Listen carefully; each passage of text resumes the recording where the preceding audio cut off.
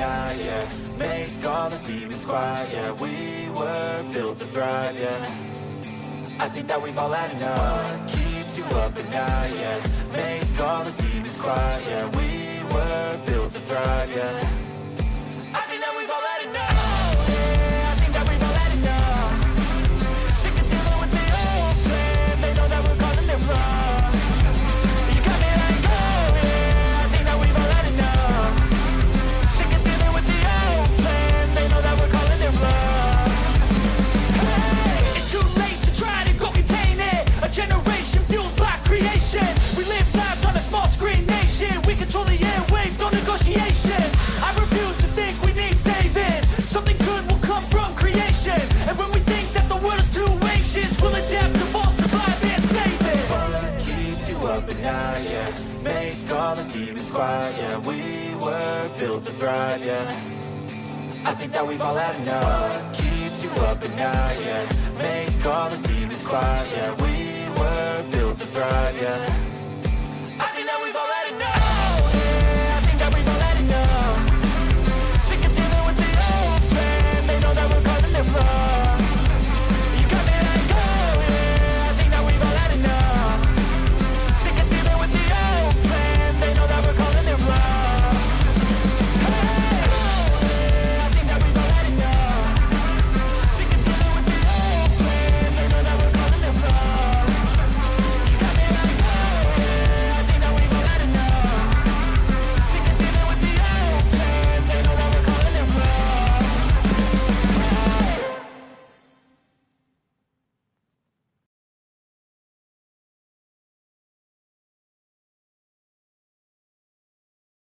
Oh boy. Oh yeah.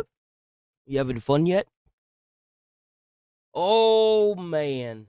So I saw Reckless Ben finally decided he was going to post his actual video. So we'll be looking at that today. I got my pickles. Pickles, yummy, yummy.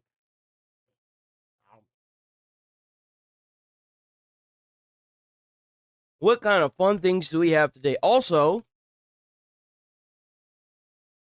there may be a chance that I'll probably play a little bit of Assassin's Creed Black Flag this weekend. So we'll probably do the same, like the normal stream on Saturday and Sunday. Probably till like 11:30, and then I'll probably switch over to Assassin's Creed. It came out today, funny enough. So we'll see.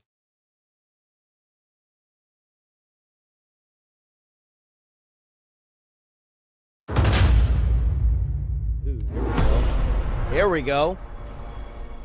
Next up is the Adeptus Mechanicus versus Necrons, two highly advanced factions with radically different battlefield philosophies. This matchup leads heavily into map control and technology. The Adeptus Mechanicus excel at fortifying positions, building powerful bases, Morning, everybody. Morning. while the Necrons are relentless, durable, and capable of turning slow pressure into overwhelming force. Going Mossy and Night. Okay, welcome back to a new multiplayer match of World War 4. This time I'm playing the AdMech.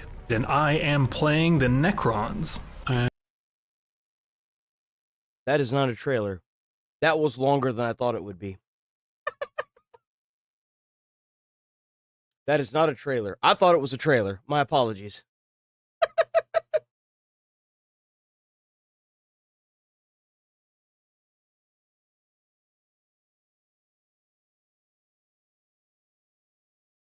What is this?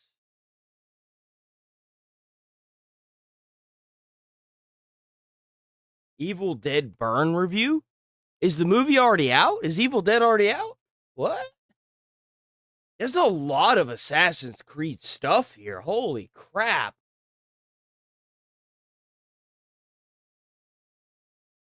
Zombicide Dead Man Tales official trailer. There's a lot of not gaming here. Why? It's a new Dune trailer. Does that mean they're making the next chapter? What's going on here?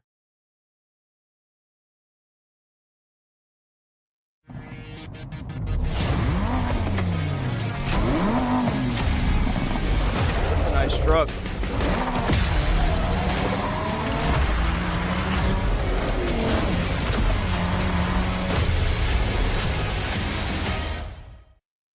That's it, huh?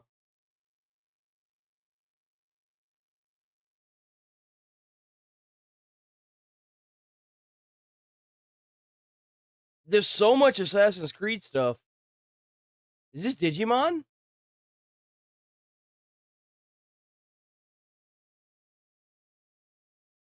Official live action Nintendo Switch 2 launch trailer. They used to do these all the time. They used to do these live action like game trailers all the time. They used to do them a lot on Cartoon Network. Remember them a lot.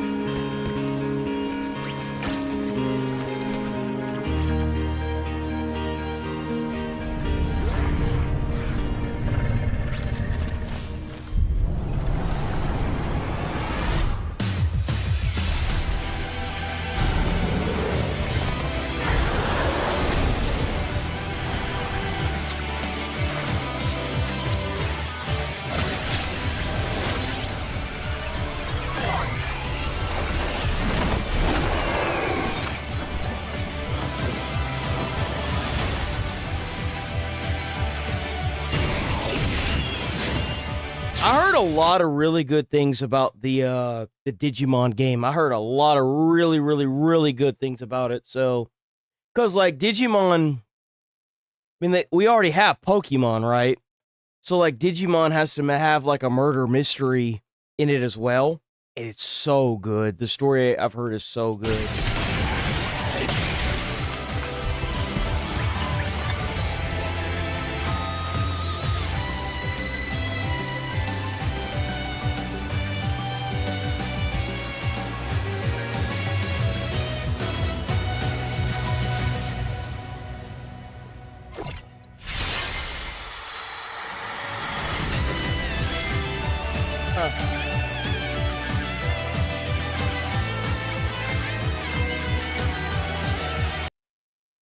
Damn, look at all that content. Holy shit, hold on.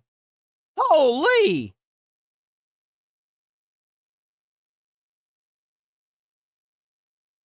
Five additional Digimon.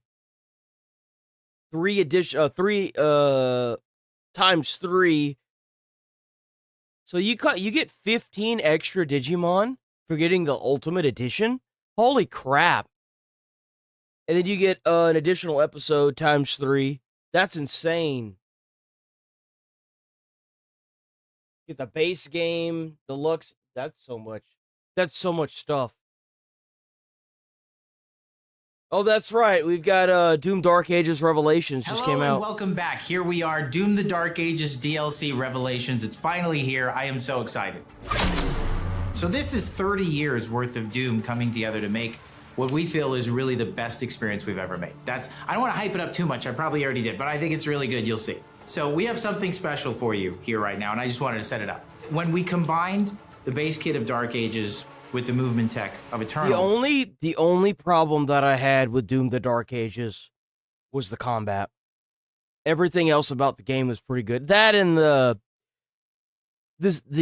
sections where you have to fly around as the dragon mount, right? That was kind of boring. They also got rid what I mean by the combat is them getting rid of all the like assassinations or the gore kills or glory kills or whatever they're called. They got rid of basically all of them. There was just a huge spark, and we chased that spark over the last year, and we arrived in a place that is really special. While Doom the Dark Ages is made for all Slayers, and the DLC is no different, you've got the difficulty sliders and the different difficulty settings. This footage here is really for the black belts, the action game aficionados. Like any good I thought he was gonna say something else. I really thought he was gonna say something else, bro. Action game DLC. The skill ceiling is always going to get higher, and Revelations is no. Oh, y'all should know that the entire reason why Doom started was because they killed his rabbit. They killed his rabbit, man.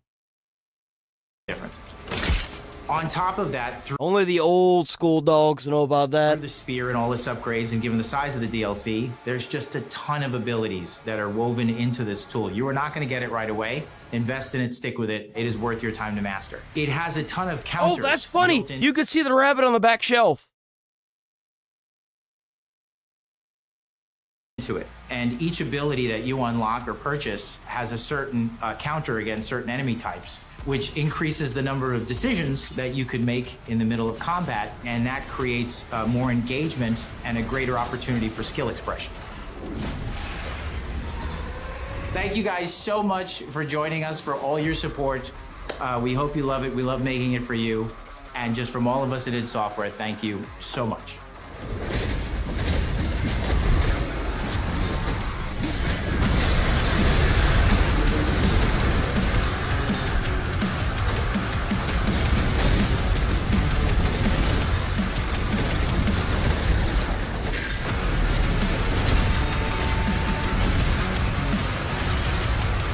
That's a new mob. What the hell is that thing?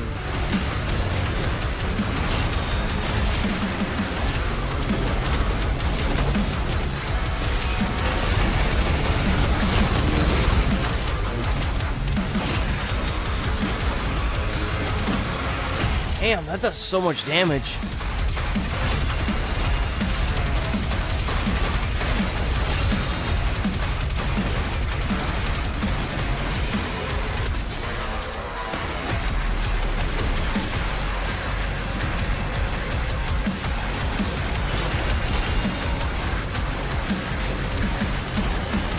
I think that the issue with Doom Dark Ages DLC is that it's launching right at Assassin's Creed Black Flag. They shouldn't have done that. They really shouldn't have done that. That was a bad mistake on their part, because a lot of people are going to be wanting to play an actual full-fledged game as opposed to a DLC.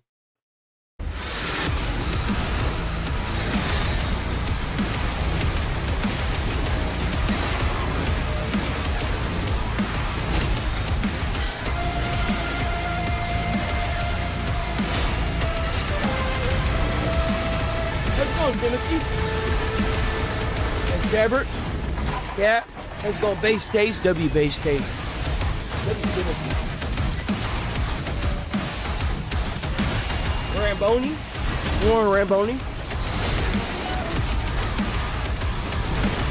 Oh, it's always a great day. Yes, sir. Wait, what did this come out of? I genuinely like the game. I have free access to the DLC too, because I got the collector's edition of the game. I got the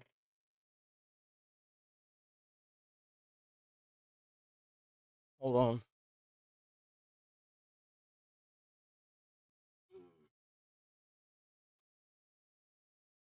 I got the big dog, you know what I'm saying? I got the key card too.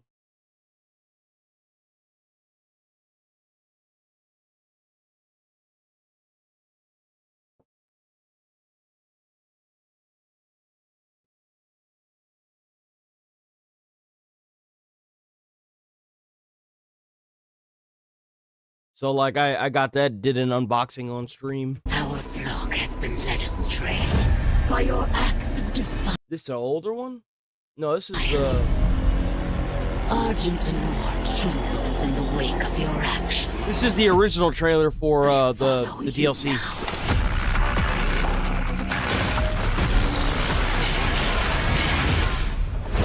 The council has chosen.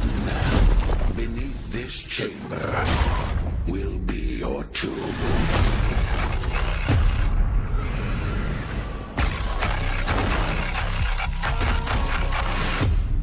This place is your pain given shape. It holds many secrets. Only a cleansed soul may leave.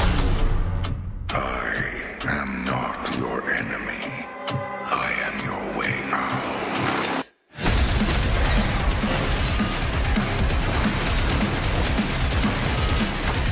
Oh, you could throw the spear.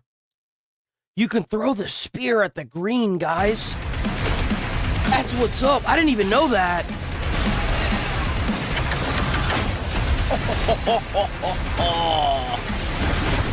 So it acts like the shield, okay.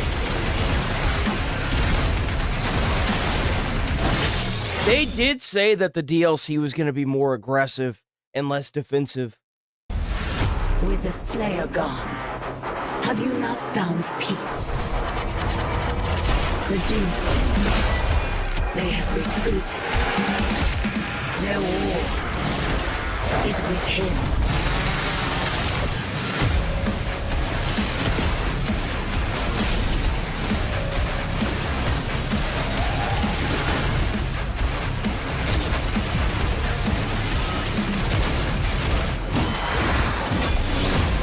Morning, Beyond Aether. Morning. See, this is what got me really hyped. They put the current demons and stuff in the original map. Yeah, for y'all that missed out, last year I went through and played all of the original Doom games on stream. All of them. Even Doom Eternal, right? And then I played Doom Dark Ages. I thoroughly enjoyed the hell out of it. I did. It was great. The Slayer is alive, and we're going to find him.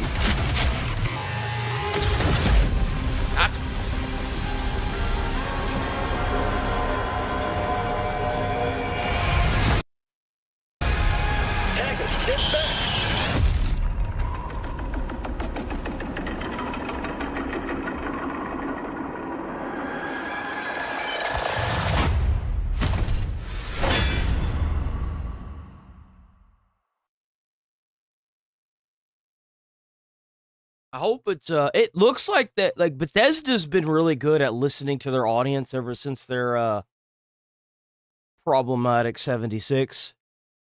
So it should be damn, there's so much gaming stuff today. What's going on? Mortal Shell 2. I think we saw this yesterday, right? This is that one trailer, right? Tell me.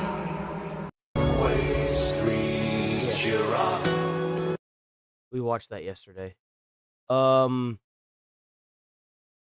a lot of Assassin's Creed stuff. We'll pick one out of the bunch. We're not gonna watch a whole ton of that, because we got to keep in mind we got that Reckless Bin video today. So, what the hell is going on here? Okay. I thought War Thunder was like a machine game where you like play as the helicopter and the tanks and stuff. Am I wrong? Oh, it's not. Although it does have a little too many firearms in it for my taste. I don't want to catch a suspension on YouTube, because you know how YouTube. How do you discipline a subject that's learned to crave the punishment as much as the reward? Oh, honey, you cannot imagine how long I've been waiting. Tomorrow, huh?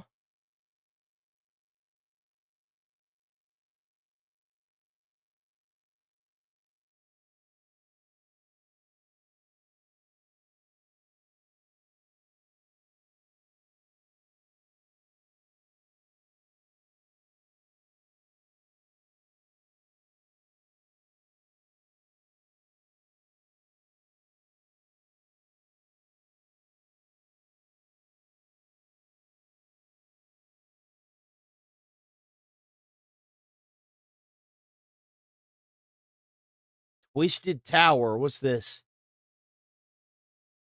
This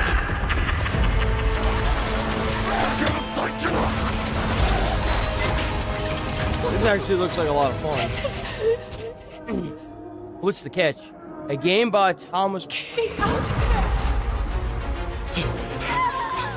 here! This is kind of giving me BioShock vibes.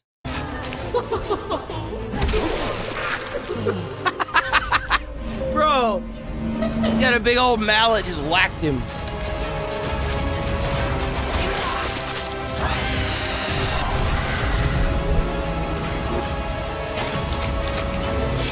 Yo, that's even more like BioShock. Oh, this is hardcore BioShock vibe.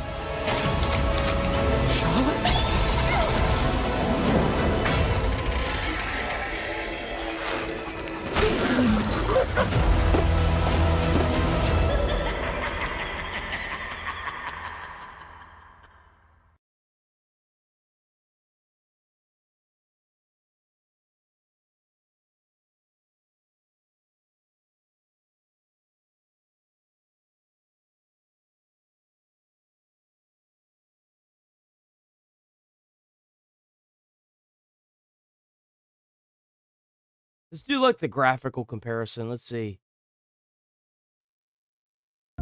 After more than a decade since its original release, gaming's worst kept secret is finally here. Assassin's Creed Black Flag Resynced is a complete remake of the 2013 original, featuring a ton of new gameplay mechanics, beautiful visuals, a refined combat style, and a much more streamlined story. So, no more doing this. In this video, we're going to see how far the remake has come and compare Resynced on the PS5 versus Black Flag on a base PS4. The game looks much better because, well, you know, obviously. Resynced features a ton of improvements under the hood, such as multiple graphic modes on both PS5 and PS5 Pro. On PS5, you get performance which runs the game at an upscaled 4K resolution. I'm shocked they even released this game for PlayStation 4. At 60 FPS. Fidelity, which runs the game at a lower speed of 30 FPS, but looks better overall thanks to ray tracing, and a balance mode which has the same ray tracing capabilities as Fidelity, but runs at 40 FPS, if you have a 120Hz display. On PS5 Pro, you have the same options, but the upscaling to 4K is enhanced by PSSR, and its ray tracing features full global illumination for lighting and reflective surfaces. Regardless of what PS5 you play on, illumination for lighting and reflective surfaces. Regardless of what PS5 you play on, the game looks outstanding and is a massive leap from the original PS4 version, which runs at a native 1080p, locked at 30 FPS, and, well, looks like this. Anyway, I've talked long enough. Bring me that horizon and let's get to the video.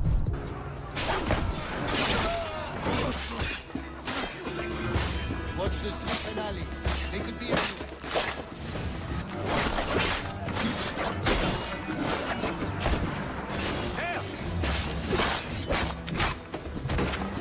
The combat was super clunky too.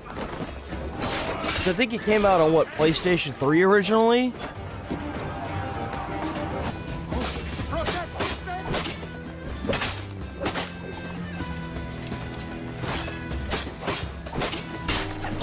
It still looked good, but man, does it look so much better.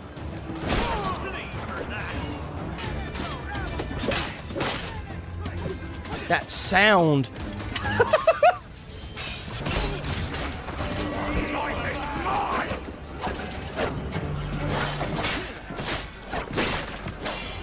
It sounds better too.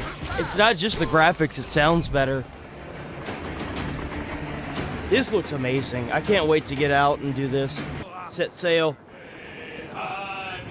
You know what's really sad is this used to be good. These graphics were like groundbreaking. Look at the difference. Seriously, like holy crap. They're not even comparable, bro. Yo. Yo.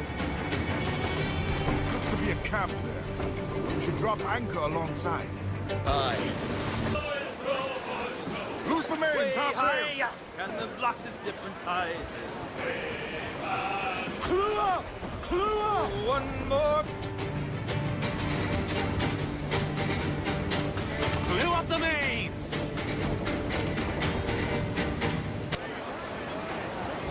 Get them along! Douse all sail! Clue up tops! Douse those... That's not even comparable. That's the same island? Douse all sail! Why does everything look so gray and gloomy? That you know what? That's the PlayStation 3 era like thing, isn't it? Where everything is gloomy. Look at that. That is incredible. Oh man.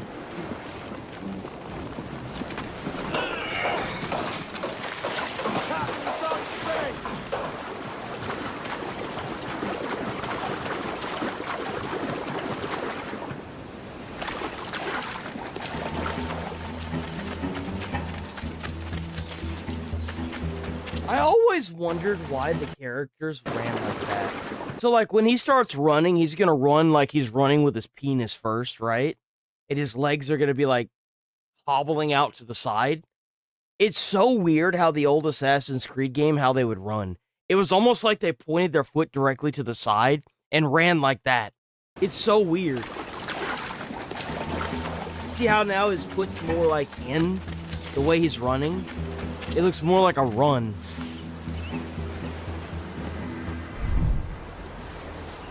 And it was like that through almost every single one of the Assassin's Creed games, too. They all did that. It wasn't just one. It was really bad in the Lorenzo collection. I'm sorry, I'll stop talking.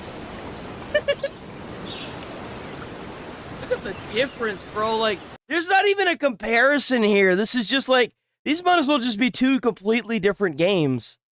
Like, this is crazy.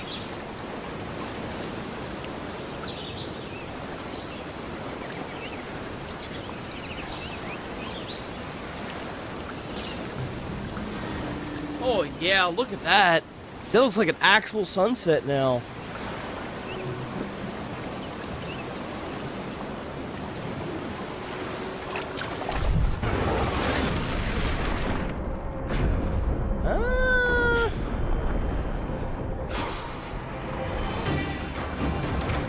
I guess they decided to lighten up on the rain, huh?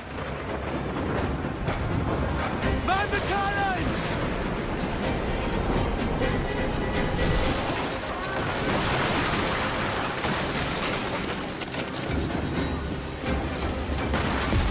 Our helmsman's dead!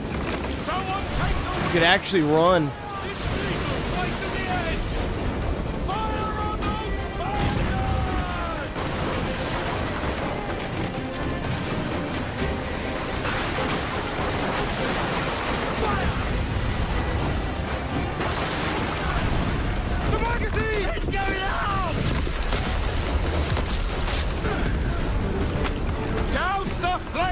My mom actually broke her pinky toe until it was pointed this way. It went from like that to like that. And that's different. That's different than like someone that's supposed to be an assassin. And it's not even just the one character. They all ran like that. I'm not hating on how they run. I'm just like, why do they run like that? Like what would, and I, like a broken pinky toe, maybe even a broken big toe would, I know that that throws off balance for some people. Get in there, you mongrel! My grandmother had her big toe cut off and she couldn't walk on her, walk for, I think she said like 2 weeks. She had to like get rehabilitated because she couldn't walk. It was the weird, because she couldn't keep her balance. But she was also a very top-heavy person. Like a very top-heavy. It's not about need, Caroline. I want food that don't make me sick. I want walls that hold back the wind. I want Look a at decent the difference life. there. That is insane. You could actually see like the pores of the skin. Do you see that? Life. You could see the pores of the skin. That is insane. How long would you be gone with these privateers? A year, I reckon. 2 at the most. Oh, they got rid of his hairy chest. He doesn't have a hairy chest anymore. All right. No more than 2. Promise me. Oh, did they add the hairy chest? They're doing it too much. I don't know which is which. They need to have up at the top which is which. At least for that other scene. This is obviously the newer one. Look at that. Look at the...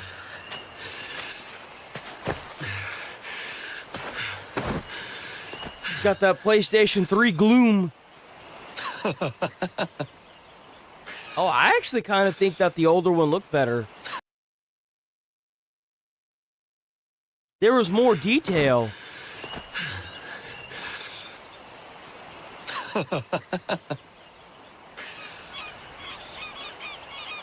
That looks way better, though. This looks way better.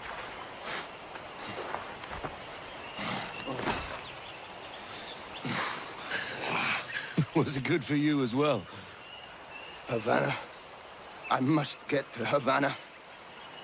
Well, I'll just build us another ship, will I? I can pay you. Isn't that the sound you pirates like best? 100 escudos.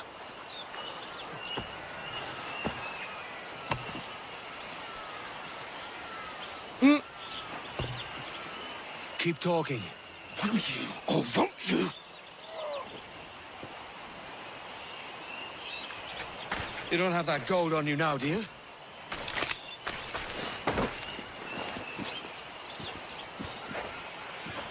Bloody fucking pirates!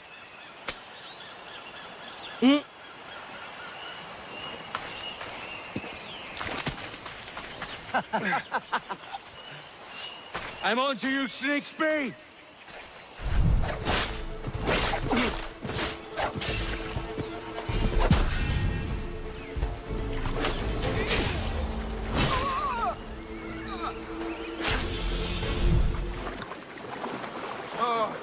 This is difficult. I should have taken the coat off.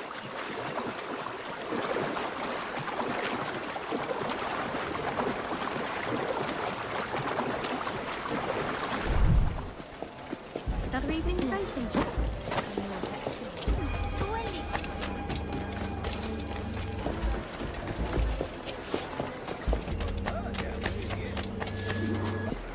Buenos dias. Mr. Duncan Walpole of England to see the You governor. could even see, like, the little details of the rust, too. Like, the gates are rusted. What's going on here? Hold on. What's going on here?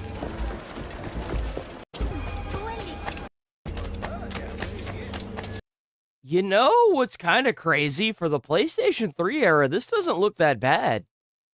Like, all things considered, like, the PlayStation 3, all it had was the gloom. That was it.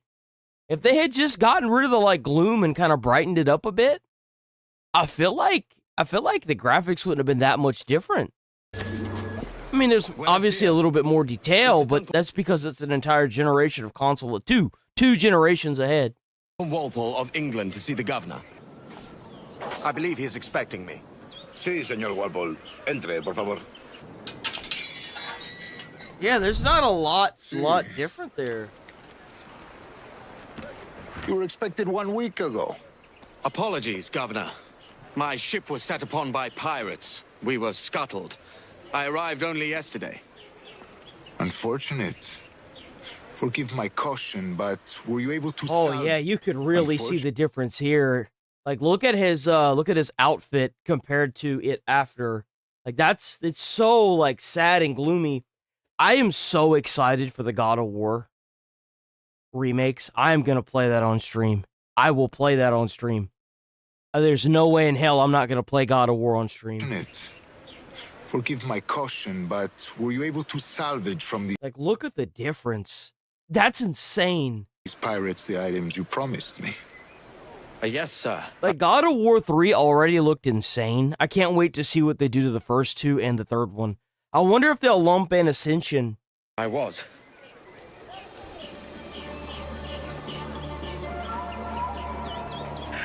Increíble. The assassins have more Wait. resources. That's what it used to look like? Yo! Yo! What is that? Increíble.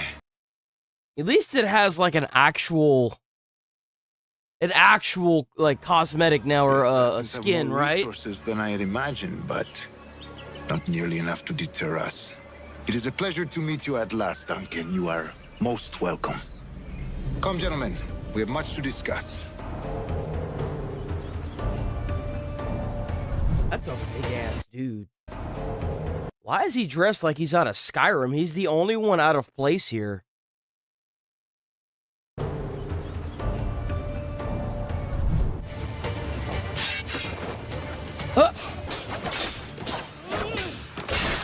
My god, look at all the enemies.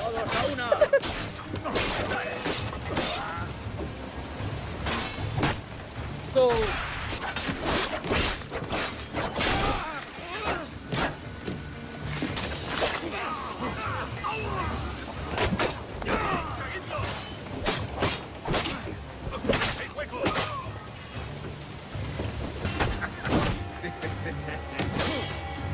That deck looks insane. It looks so nice. I really like that you could add the Fleet Steel Armada too.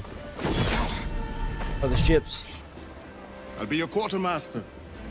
Nothing less. All right. And as quartermaster, have you any immediate counsel for this Tyro captain? I remember back when the shadows used to be a big thing. Yo, like PlayStation 3's like big thing was the shadow. That was it. It was just the shadow. Have you any immediate counsel for this? That was the big thing, bro. That was the like game changer. Would do us good before Nassau. Water for drinking. Now there's actual reflections and stuff. Well reasoned, sir. Hunting, it shall be. You guys realize that we grew up at an age where like there were no shadows and mirrors whenever you'd walk in front of them? Straight up. Like they had to use like special tricks in order to make it seem like there were actually reflections in games. There were no actual reflections. But now we have games that have actual reflections in the mirrors when you walk past them, or on the ground as a puddle. Find a decent place to drop anchor. It's insane. And there you have it. Which version of the game do you think looks best? Let's move on from this. Obviously, we're not going to waste a whole lot more time on Assassin's Creed stuff. I mean, we don't really need to. We all know what it's... You know, it's out today, by the way. It is out today officially. If you check the IGN review that I reacted to yesterday, you can find a version that you can click on that will give me a little bit of kickback and help with my viewership on YouTube.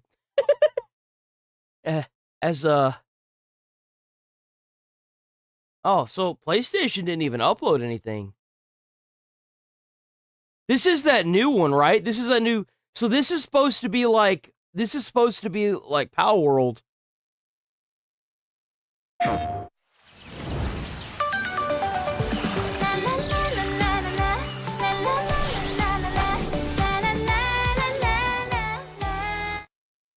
can already smell the copyright. I can smell it.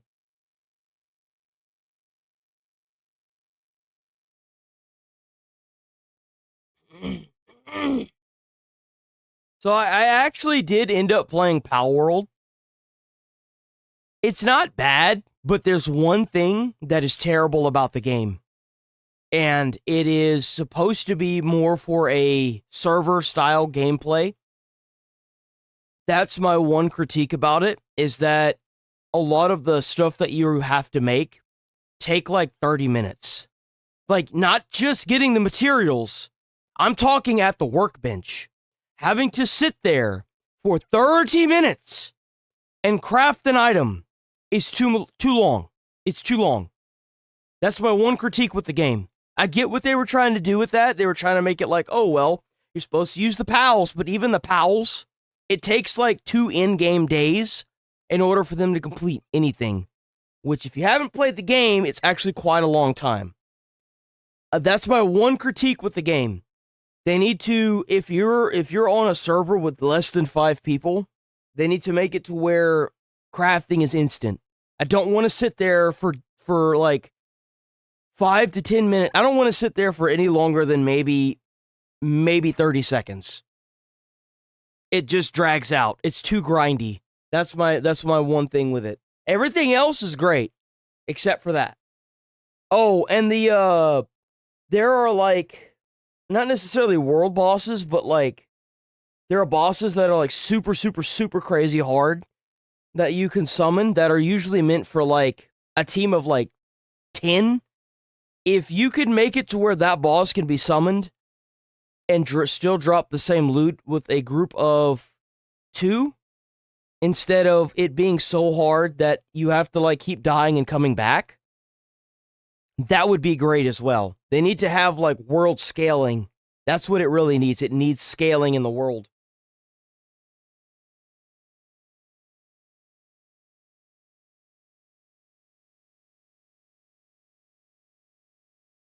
It has no scaling whatsoever.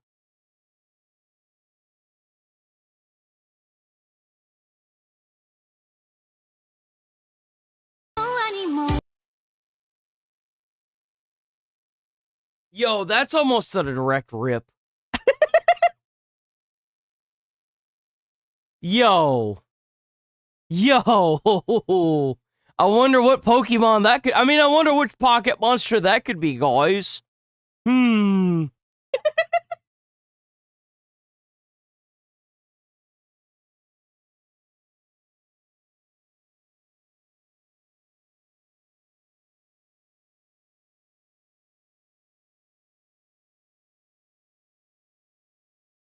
Is that a pancake? What is that?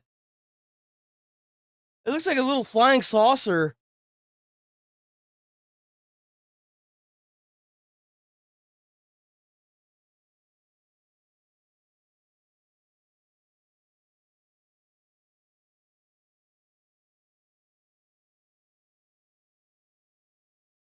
It's so funny.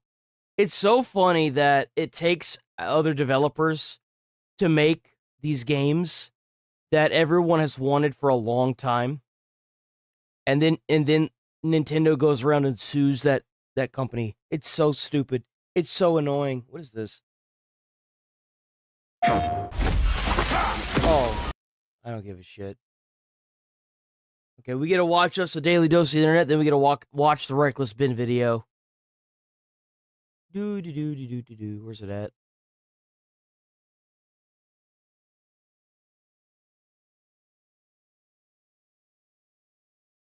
Here we go, right here. Hello everyone, this is your daily dose of internet. Burger King, count your days. Cause who gave my grandma a fake burger? What is this? How you supposed... What is that? Grandma, who gave you a fake burger? How the hell I know? Whoa, what the heck? What is that? Is that a... Oh no.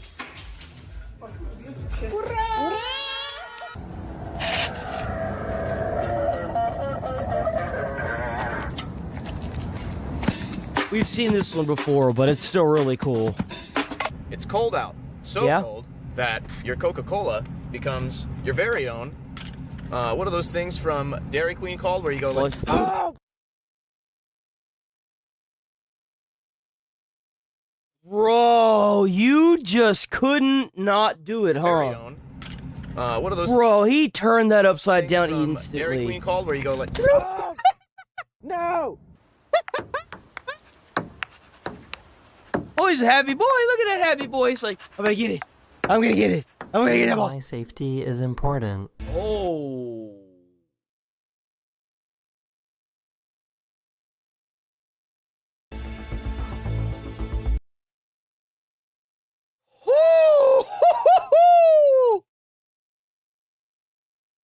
Same speed the truck is moving, canceling the forward momentum.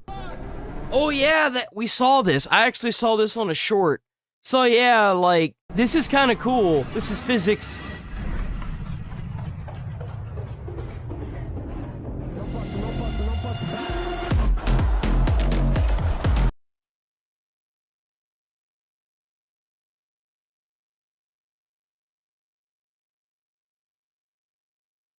Sell milk.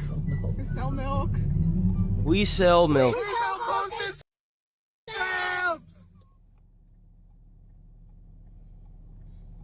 We sell milk. We have Alex in the sewer again. Listen.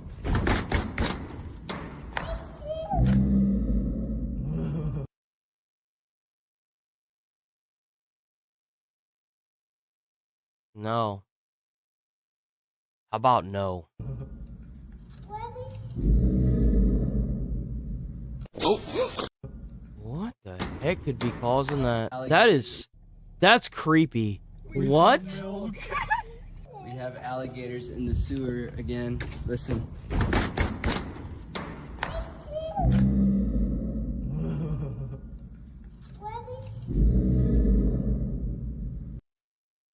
Bro, that is terrifying. What? Oh. Oh.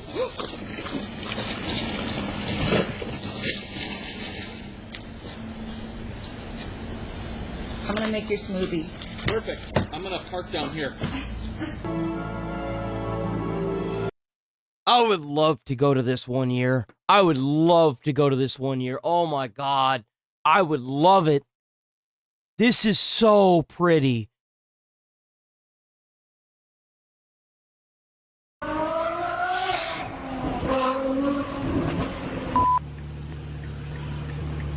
Morning. Oh. Parla italiano? English. English. This is one of the best car in the world. That's what's up. Yo, W Cop. Best car in the world. Really amazing, man. Really. Thanks. The best engine of Ferrari.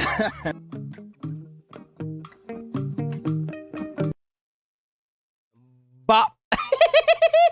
Oh, look at him. He's trying to save the dude. So they do this because they think you're drowning. That's literally why they grab you. They do this because they think that you're drowning. They'll save you. Aren't they just the most sweet boys ever? Look at that. He's just a happy boy. Oh. Папасик, можешь себя тоже сбить случайненько? Сейчас он собьет. Okay, so where are the seals at? This man needs help. Сейчас он собьет. Oh, that dog's angry. He's angry. He's angry. He's angry. Oh, no, he's falling asleep. Ooh. He almost ate it. How long is he gonna last? Oh. Based on the temperature of them. You can see. What? I don't see anything change. Oh, what the heck? She's blindfolded. Why? Oh, wow. Is she gonna get a strike? Yep. These cheeky monkeys planned a heist to take these bananas. Oh! Oh! That's it. Feeding time, boys! Bro, I don't even want to imagine how long it took them to... Oh, damn. What in the hell is going on here? What is going on here? Why are so many 18-wheelers turned over? They must not know English. That's the problem. Yeah, they don't know English. That's what it is. More immigrant truckers, yeah, man. There it is. That's the graveyard.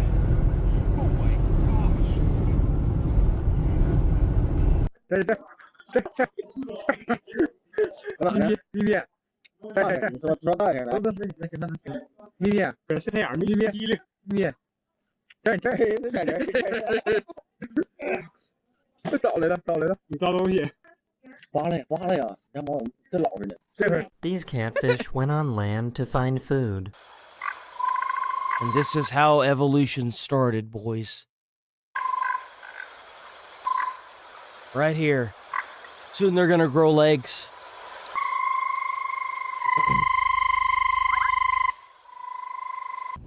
Oh my god, it's flooding.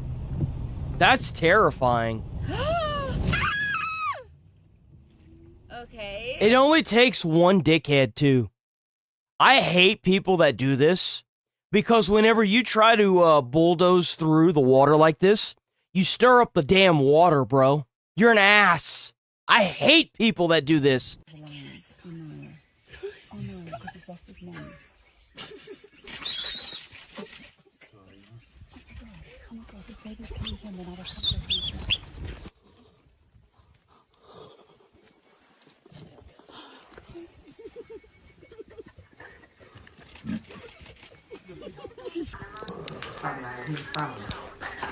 What the heck is she doing? Oh, she can't see it. Ooh, that's terrifying. That is some scary stuff right there.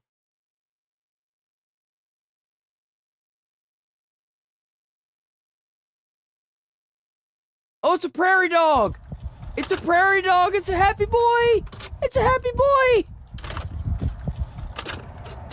Yeah, you can do it, little guy. Come on. Come on. This may be the worst proposal ever. Oh! Oh, she's in water. Oh, no.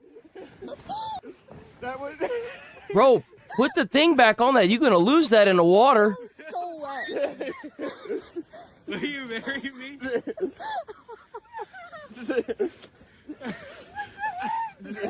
These fish pretend to be leaves.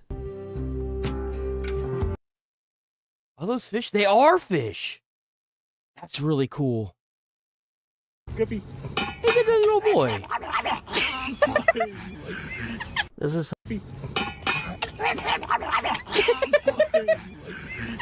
is some intense training. What the heck, bro? That is insane. What the heck? Damn. Dang, she's getting it too. She's getting it.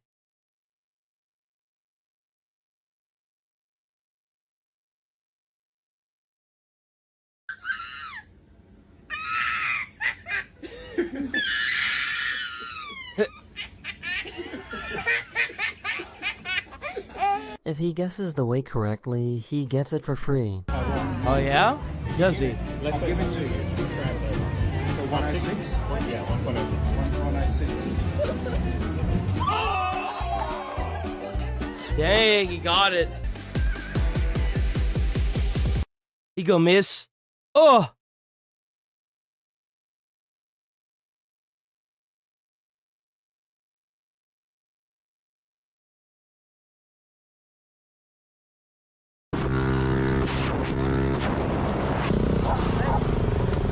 Oh no. This one. Can someone explain to me what is going on here? What the hell is that? Are those like fireflies? Mackey's to get this burger, and I was just talking to them like this the whole time. I was too scared to record, but I'm just trying to get these initial reactions to see how people would react, and they just think it's normal. They don't bat an eyelid, literally. I don't think people even notice I'm doing it. Concerning. Is this false advertising? Oh, she's throwing her voice. That's insane. She's really good. They just think it's normal. They don't bat an eyelid, literally. I don't think people even notice I'm doing it. Concerning. Is this false advertising? Gummy's not shown at actual size.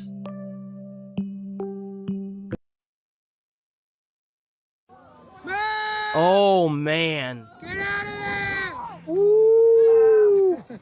No way.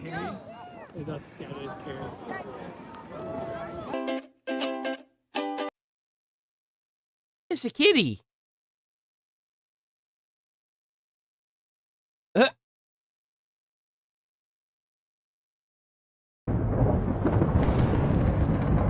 That's so cool. That is so cool. This YouTuber decided to see what would happen if he drove with cheese wheels. Oh my god, dude. Yo! Yo!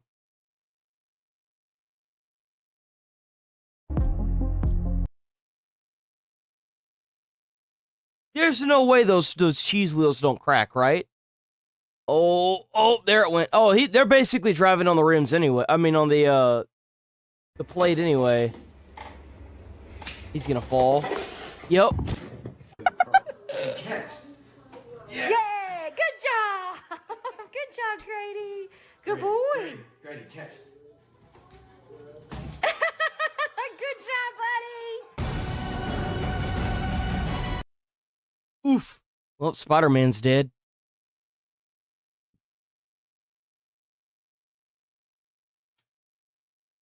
Truly mammoth discovery. Hey, dude, is it? Oh, I know that feeling. Oh. Oh my.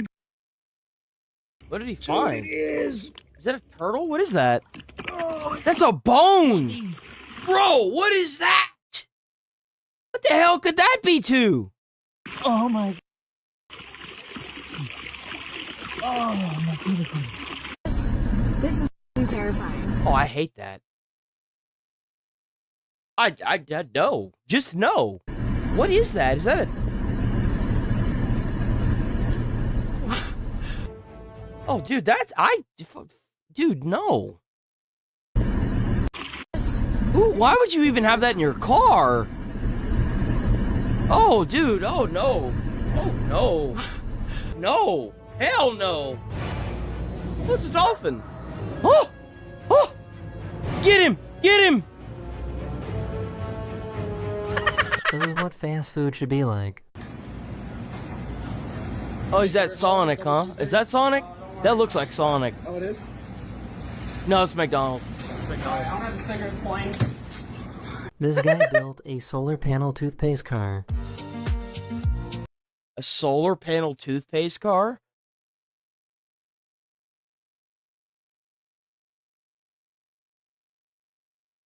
That's fun.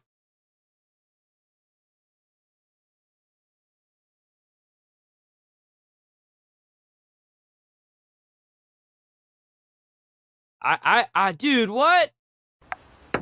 Oh my gosh. Which car? Oh my. Hey, Carter, how? Toothpaste car. Construction, and that flight going to Denver is thunderstorms in Denver as well as roadway construction, and that flight going to Denver is delayed due to thunderstorms in Las Vegas. So as of right now, everyone's connections are still okay. Please do not bombard this counter or I will cry because I'm trying to do my job over here as best as I can, and it's just all so overwhelming. I'm a millennial, so.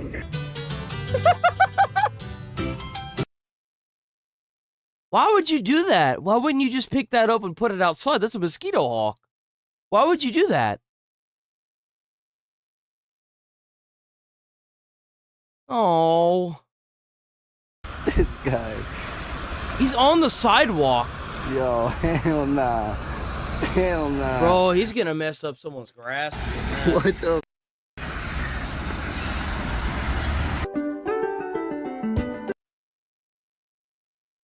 Oh, look at that. He's the island now.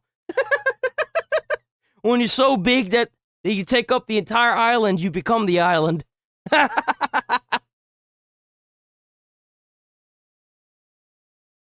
すみません。すごくイケメン。God damn. どこ？すごくイケメン？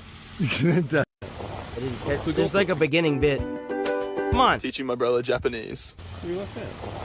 すごくイケメン。どこ？すごくイケメン？誰やねん。何言う？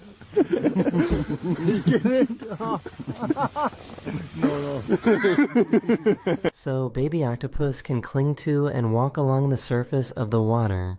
What, really?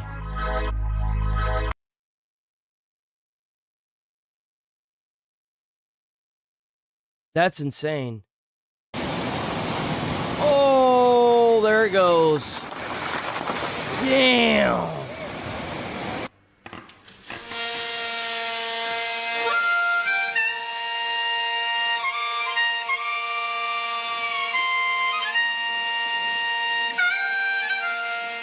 This guy is an absolute menace.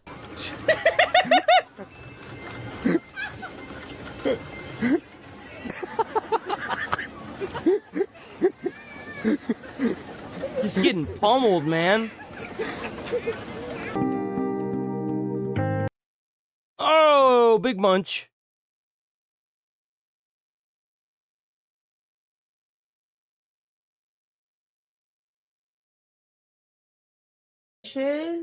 literally, and I see a freaking thing right here, and I think It's an owl. Owl. It's an I want owl. to see the face. Tap on the glass. He'll turn to you. It's an owl. Hi, buddy. Hi. Oh, Lord Jesus. Well, only the 2017s come with this option, the King Ranch. They come King with Ranch. Built-in sunroof fish bowl. So you drop your fish from the top of the sunroof, you put them in here, and then you can swim around in there. Oh, that doesn't look good.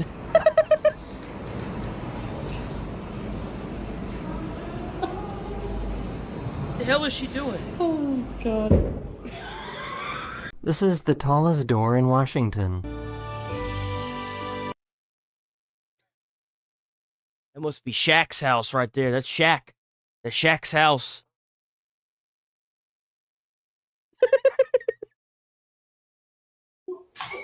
I don't know what this is, man. Come on. Oh, it's this one thing, right?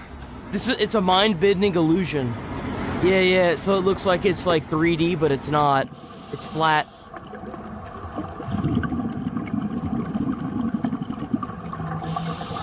I could not imagine trying to paint underwater. This baby monkey was struggling to make friends until this happened. There he is again. There's the baby monkey with his little bear.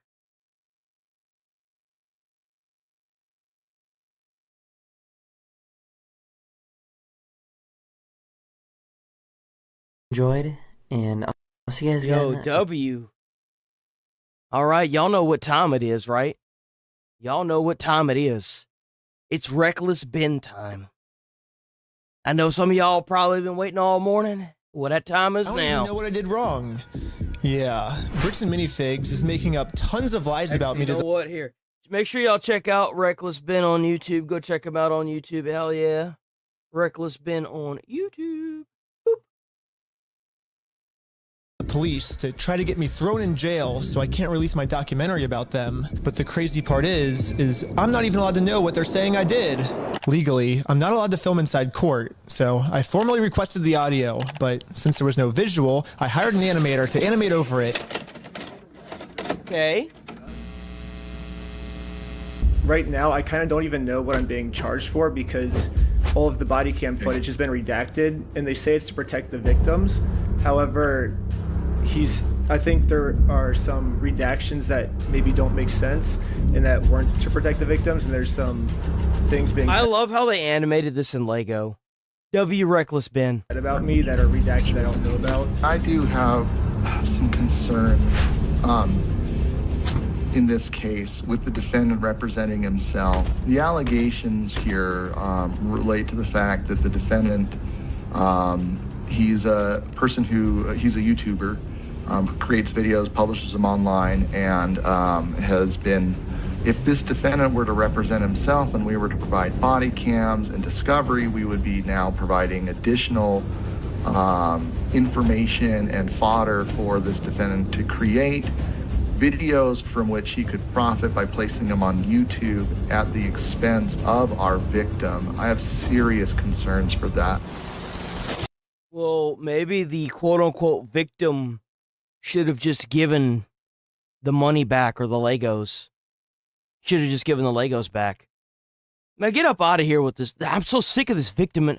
Bro, we got to start turning these people that want to advocate that they're a victim into victims. We have to. We got to do it.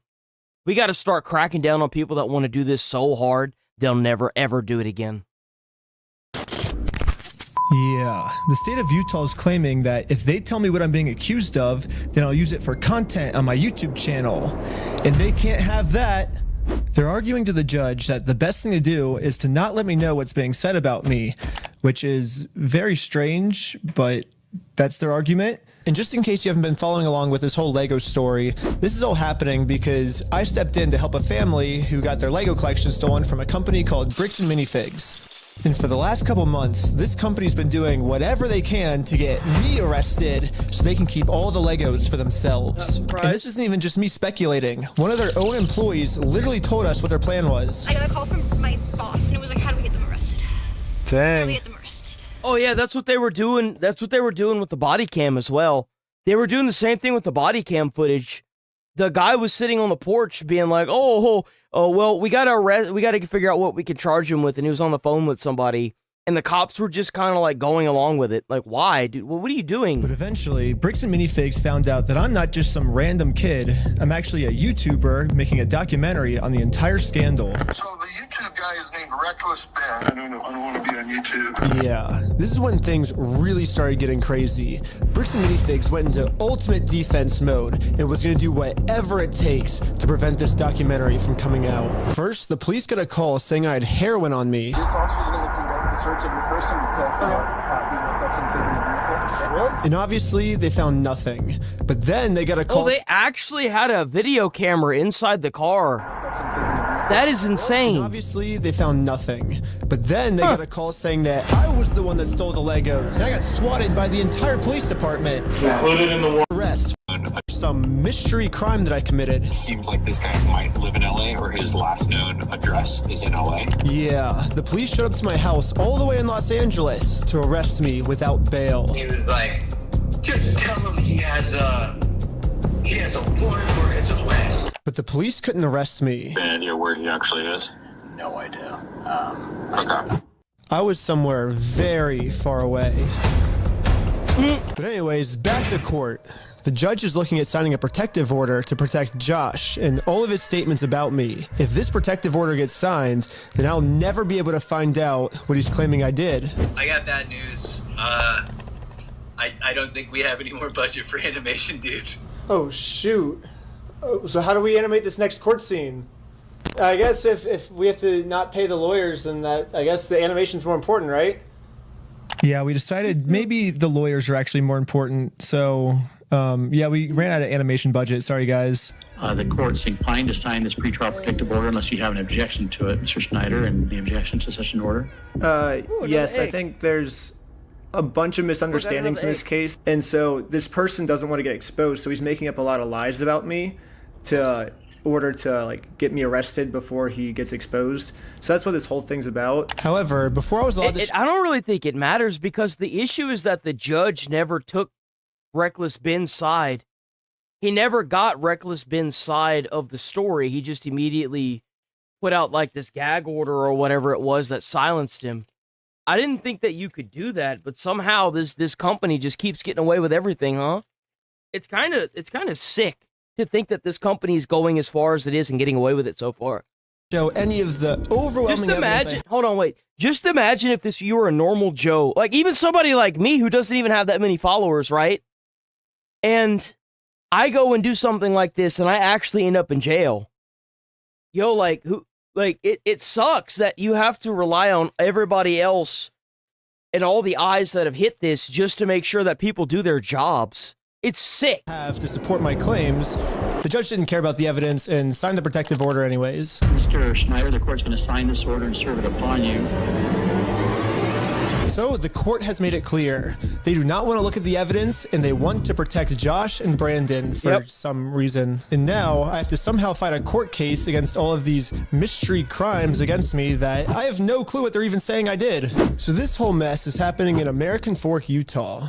But I'm also being charged with another case in Provo, Utah. This is where corporate Bricks and Minifigs is, which is why I'm also being charged here. And this police department has surprisingly actually followed the law when it comes to discovery, and they sent me all the raw body cam footage of what I'm being charged for. Let's start at the beginning, the moment I first met the CEO. The reason I'm talking to him right now is because before exposing this company for the grand theft they committed, I thought it was in good faith to give them an opportunity to do the right thing first before I make a documentary about this. WW2 10 joules for the happy poop mossy oak cracker. W mossy oak cracker.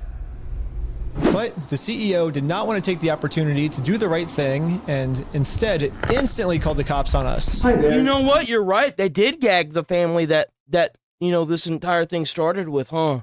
They did. The guy whose Lego set that he was trying to sell to get the money for his kids, they did gag them too, didn't they? Huh. They themselves right. say, hey, you guys stole this product from this person. If you don't give it back, I'm going to burn the place down. Or we're going to burn the place down. Or I'll kill you. It's Ben Snyder who's been the one engaged in this behavior. You can see in the police report that the crime he wanted to get us charged for is called extortion. But they have no proof of that.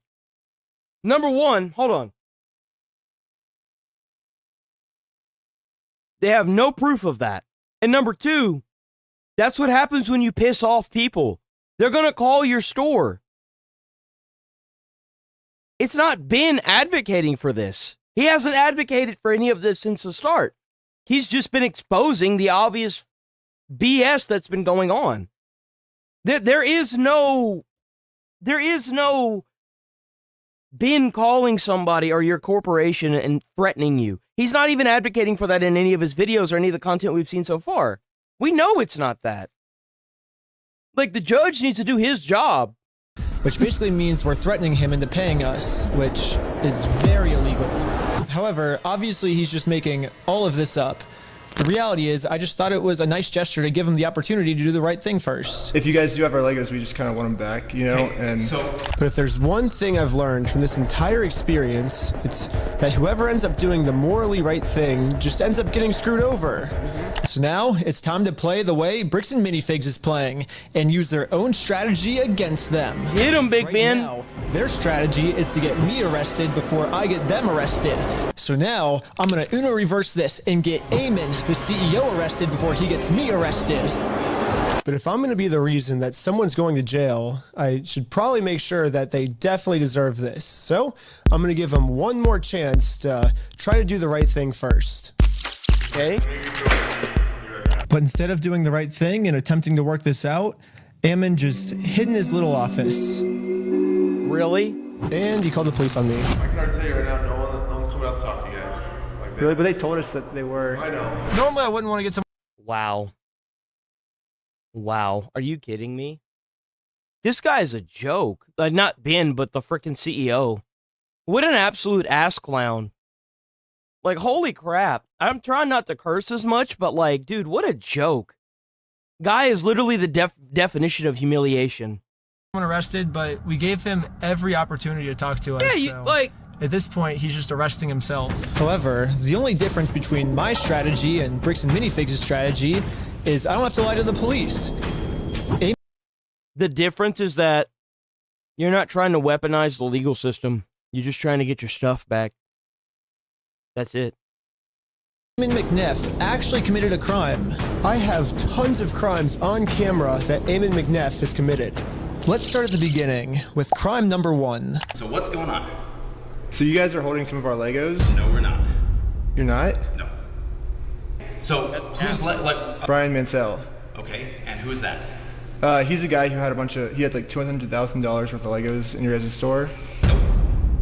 Never happened. Eamon was first trying to claim that he's never even heard of Brian Mansell, and this guy definitely never had any Legos in a Bricks and Minifigs store. But once we showed him all of the social media posts his own company made, it was very obvious that we just caught him in a lie. So the CEO decided to change his story, and now the story is the Legos used to be in the store, but the real question is what the hell happened to all the Legos? Previous owner Crystal, she stole the Legos right before they took over the store. It doesn't matter. The company's still liable for them. You can't just say, oh, well, somebody stole all of it. No one cares, bro. You're still liable as a corporation for that. If you have a Walmart, you own a Walmart, right? If somebody walks in and steals the entire section of gaming stuff, you can't just tell the vendors that, oh, well, yeah, well, someone came in and stole it. No, you have to pay for that. Insurance has to cover that. But the real question is if it was theft, why didn't they use the insurance that they knew that they should have used? Insurance should totally cover that under their corporation. Why didn't they use it? Where are these Legos? Where is the money if they sold it? Like, it's so weird. Lego. Crystal sold the Lego. The only problem is their security camera footage of the previous owner getting kicked out. These are ones that he has not been paid his percentage yet. And if I don't have the tickets, I won't know how much I need to pay him. That's a business thing and not necessarily yours. He's taking on the business, he takes on all that. So she's sitting there trying to explain to this idiot that somebody needs their stuff, and I think she gets kicked out here, right?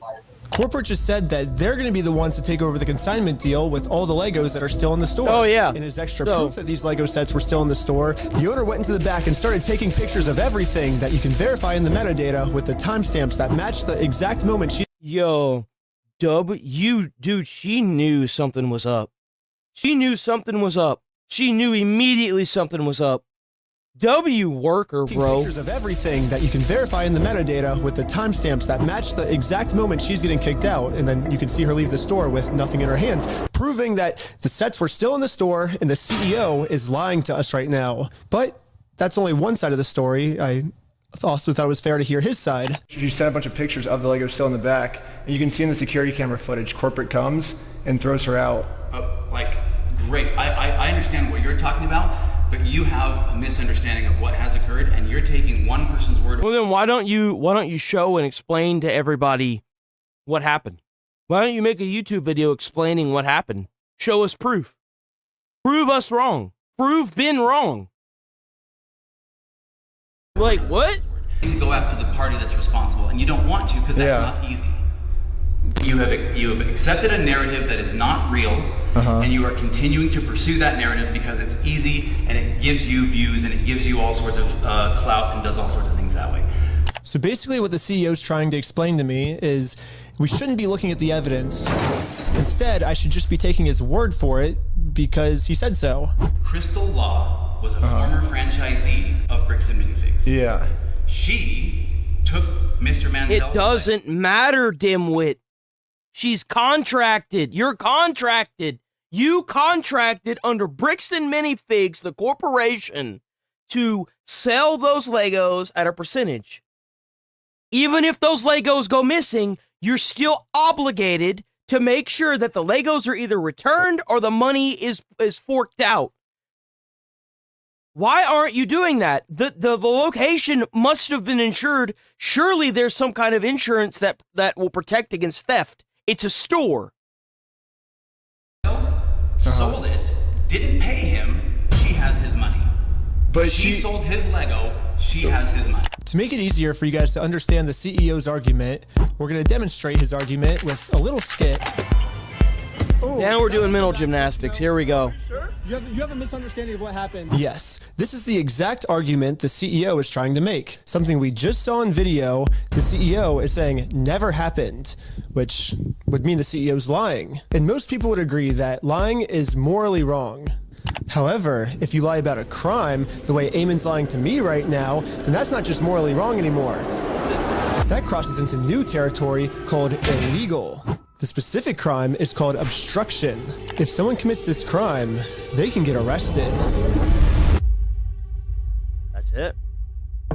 We're at the police station, and we're going to charge them with a criminal crime, obstructing of evidence of a $200,000 theft. And good news for us, we found out last week that all of the police in Utah take obstruction very seriously here. The police arrested my friend Sheldon for obstruction just for locking his phone. Right now you're attempting to destroy evidence.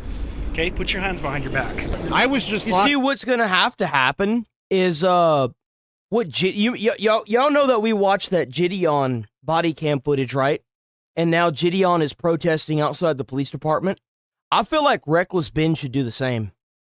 Reckless Ben should do the same thing to the police department. He should get a whole bunch of people together, do like a live stream, and live stream it. You know, like them outside protesting the police department and the Bricks and Minifigs location.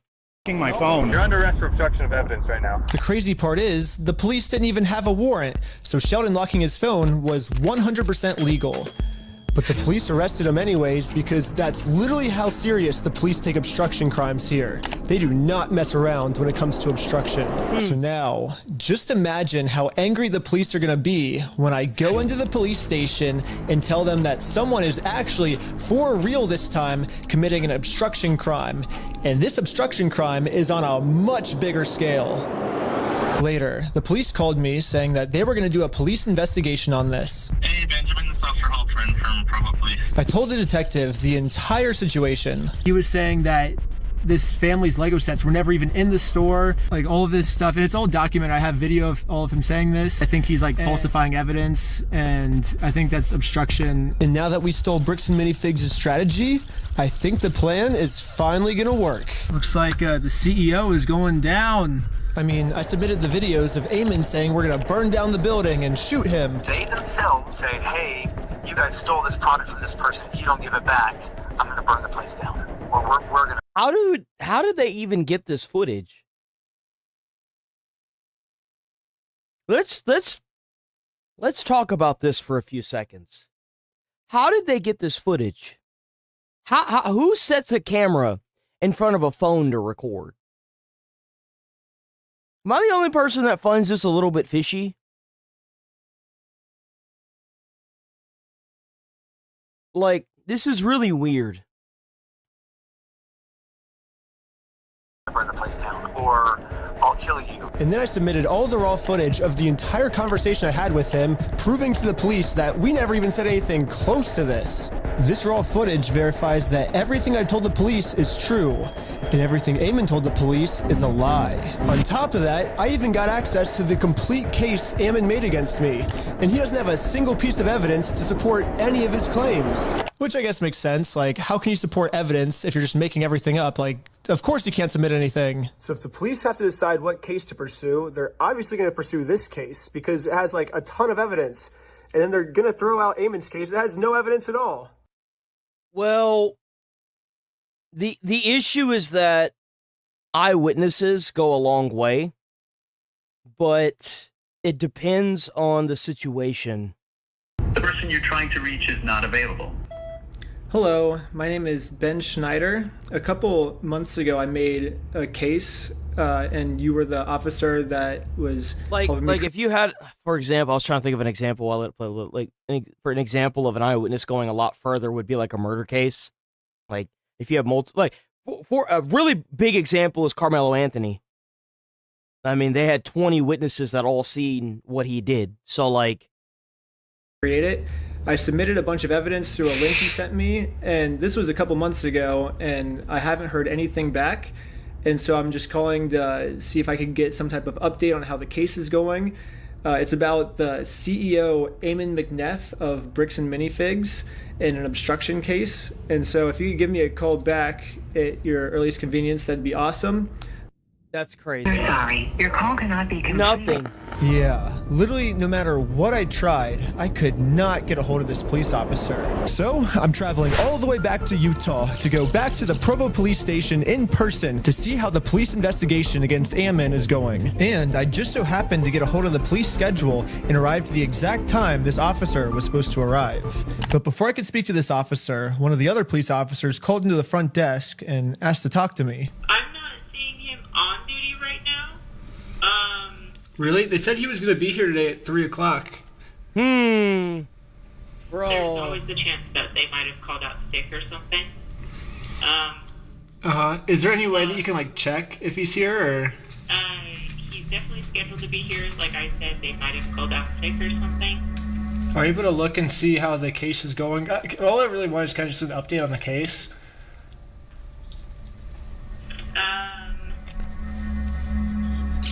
Watch, come to find out he never even filed it. Watch. Guarantee you he never filed it. That's not something that I can tell you. Oh my god. Okay, you can't even just tell me like how it's going, like if he's still. I bet they can't. How convenient for them. That's not something I can do. Okay, well thank you. So basically I came all the way out here to find 0 answers, but eventually I did find an answer. They sent it to me in the mail, and looks like I was right. The police only had time to take on one of our cases, and it was Eamon's, not mine. Yes, the case that had an overwhelming amount of evidence. They thought that case was garbage, and they took on the case that has 0 evidence at all. In the police body cam footage, after the police watched my full conversation, proving that I didn't threaten to burn the place down or literally anything, they even admitted to Eamon that there was no credibility with his entire case against me. We agreed that there really was no extortion code that would fit your situation. However, you know, at the end of the day, we do want to help you guys so you're not having to deal with this fool and all of his issues. We did find that there was another code that fit, and it's called aggravated commercial obstruction.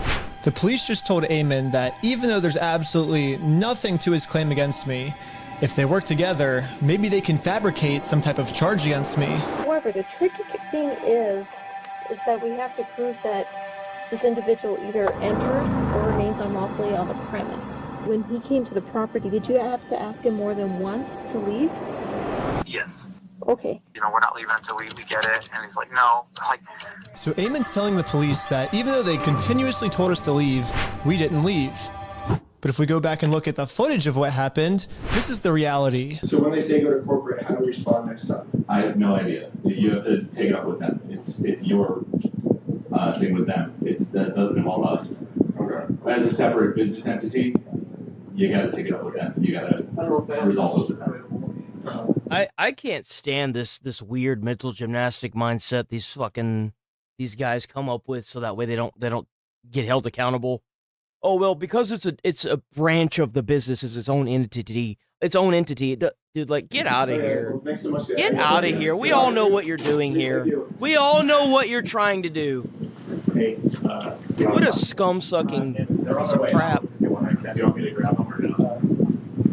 I don't know. It kind of looks like the reality of what happened is we left too early for them. They wanted to pull us back in to keep talking to us. But we did show back up a second time, and to Ammon's credit, about halfway through the conversation, he did say that if we don't leave, he's going to call the cops on us. You can leave. If you come back here, we will call the cops. If you don't leave right now, I will call the cops. So you don't want to do the easy way?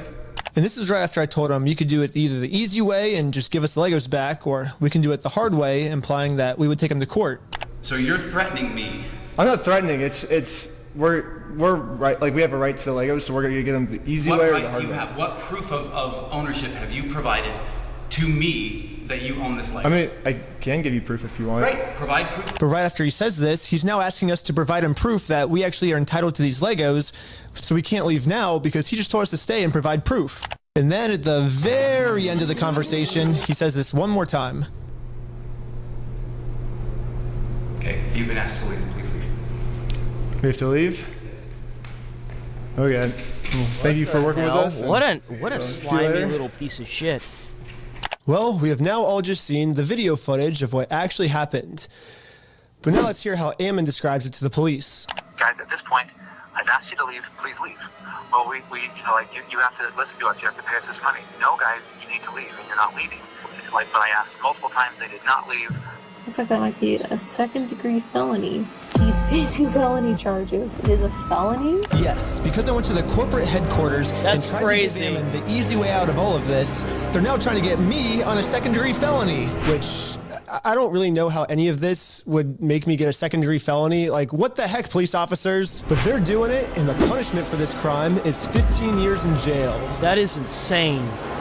I don't know, you know, like however else, you know, like some of that stuff comes through, but, you know, like the reality is, like, we've tried to talk with him and said, we're willing to work with you. Yeah, I think one of the main reasons the police keep taking Ammon's side instead of ours, besides the whole Mormon thing, is that Ammon keeps framing the situation as he's just the helpful CEO who's trying to do the right thing and return Brian's property. And we're the ones that are preventing him from giving it back to Brian. That's crap. Everyone knows it's crap. I say we rewatch the footage and see what actually happened. We said we would be more than happy to help Mr. Mansell. Yeah, because Brian said he was unwilling to work with us. He got you trespassed him off. You trespassed him off the property when he went there to claim the Legos. You literally did the same thing to him you're doing to Ben. The store inventory, and that because he said like he wanted to work with you, and then you guys didn't provide the store inventory. We asked him to provide us with any documentation, and he provided us with a spreadsheet.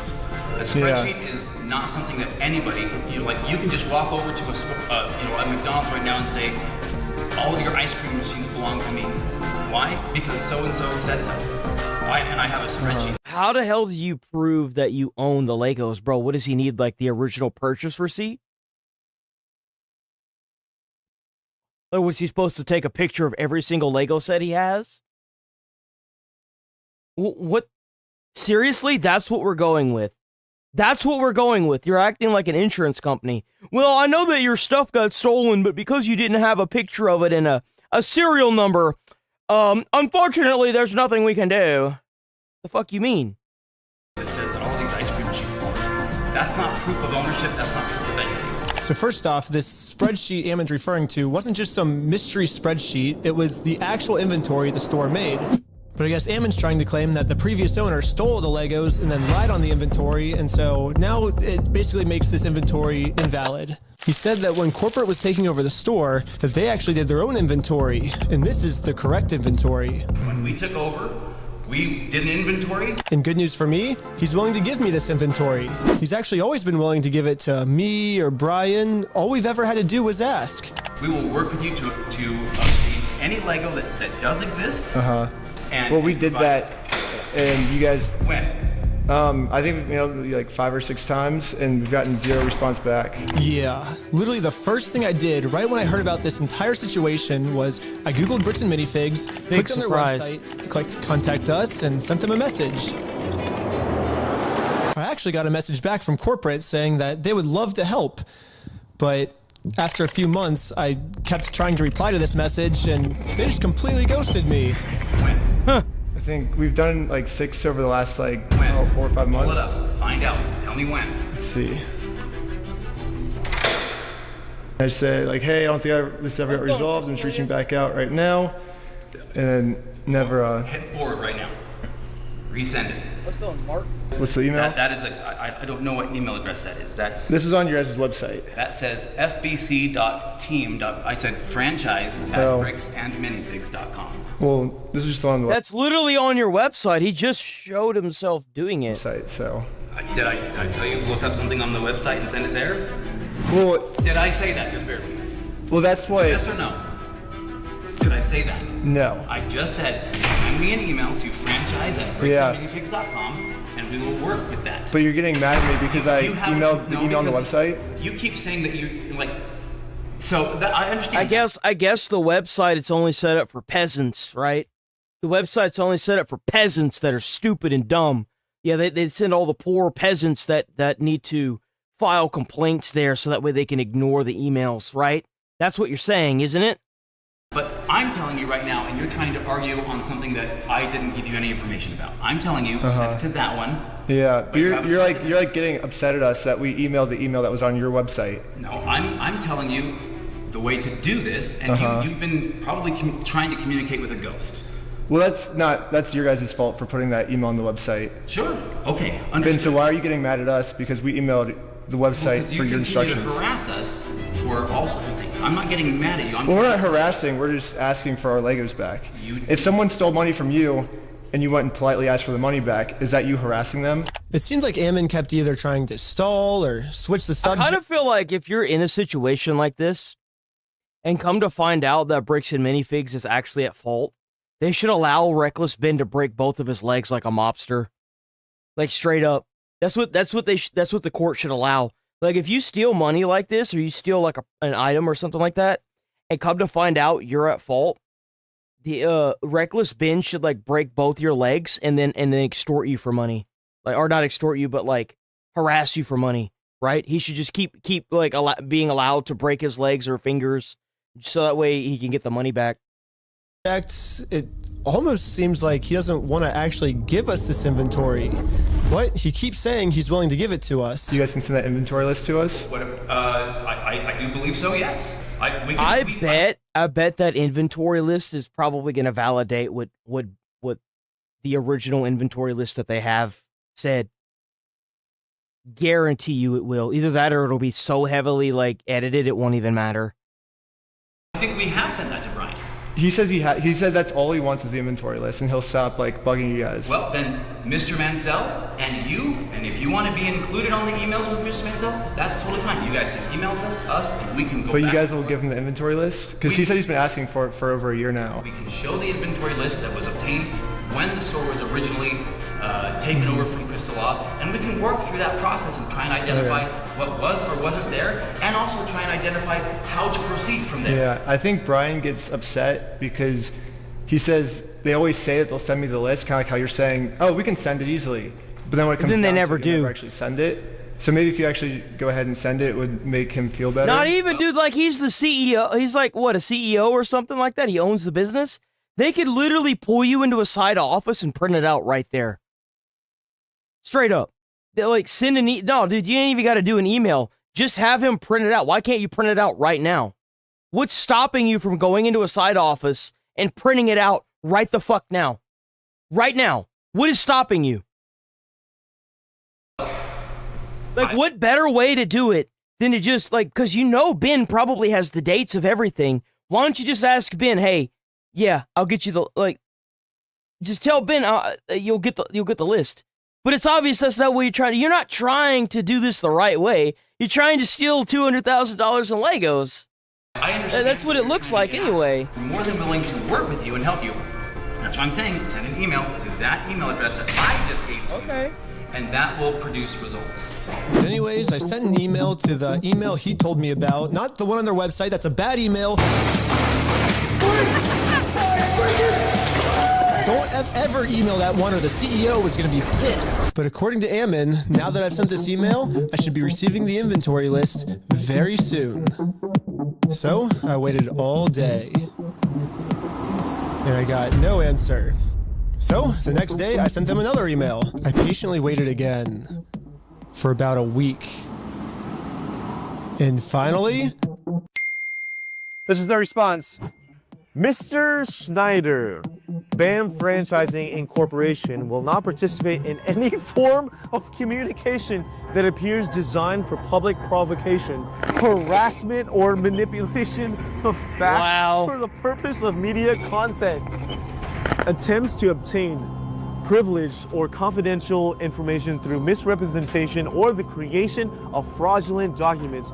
Just for me asking for this inventory list to prove their innocence, because I want to give them the benefit of the doubt. I want to be like, hey, if you're innocent, I want to prove that you're innocent with this inventory list. But now, by me trying to do that, that's criminal behavior on my part. And considered harassment. And we reserve all... Even though he said to do that. He said to do that. ...rights to refer such behavior to appropriate legal authorities. It's AKA the cops. So don't ask for our inventory list or else we're going to call the cops. yes, Bricks and Minifigs has officially banned me from ever asking for this inventory list again. And I'm not the only one who's banned from asking for this list. He promised us a full inventory right away. We've never received it. The original owner, look at that. It's been... Look at that, guys. Absolutely nothing. So we've never gotten anything. We've never gotten an inventory list. Yeah, the previous owner who got her entire store stolen from her by corporate, I mean, she's legally required to get sent an inventory list, and even she, 2 years later, has not gotten it yet. Oh, that's the lady. That's the original lady that had the corporate list. Or that worked at the location. Holy crap. Resolved He got in contact with the original owner. Because they would have had to identify everything in the store. No and they would have shot. identified all of Brian's stuff, and they never provided it, so we couldn't then demand the third-party evaluation. And it's now, what, a year and a half? And this is the reason why they wanted to shut the video down. I guarantee you this is the reason why they wanted to shut the video down. This makes them look really bad.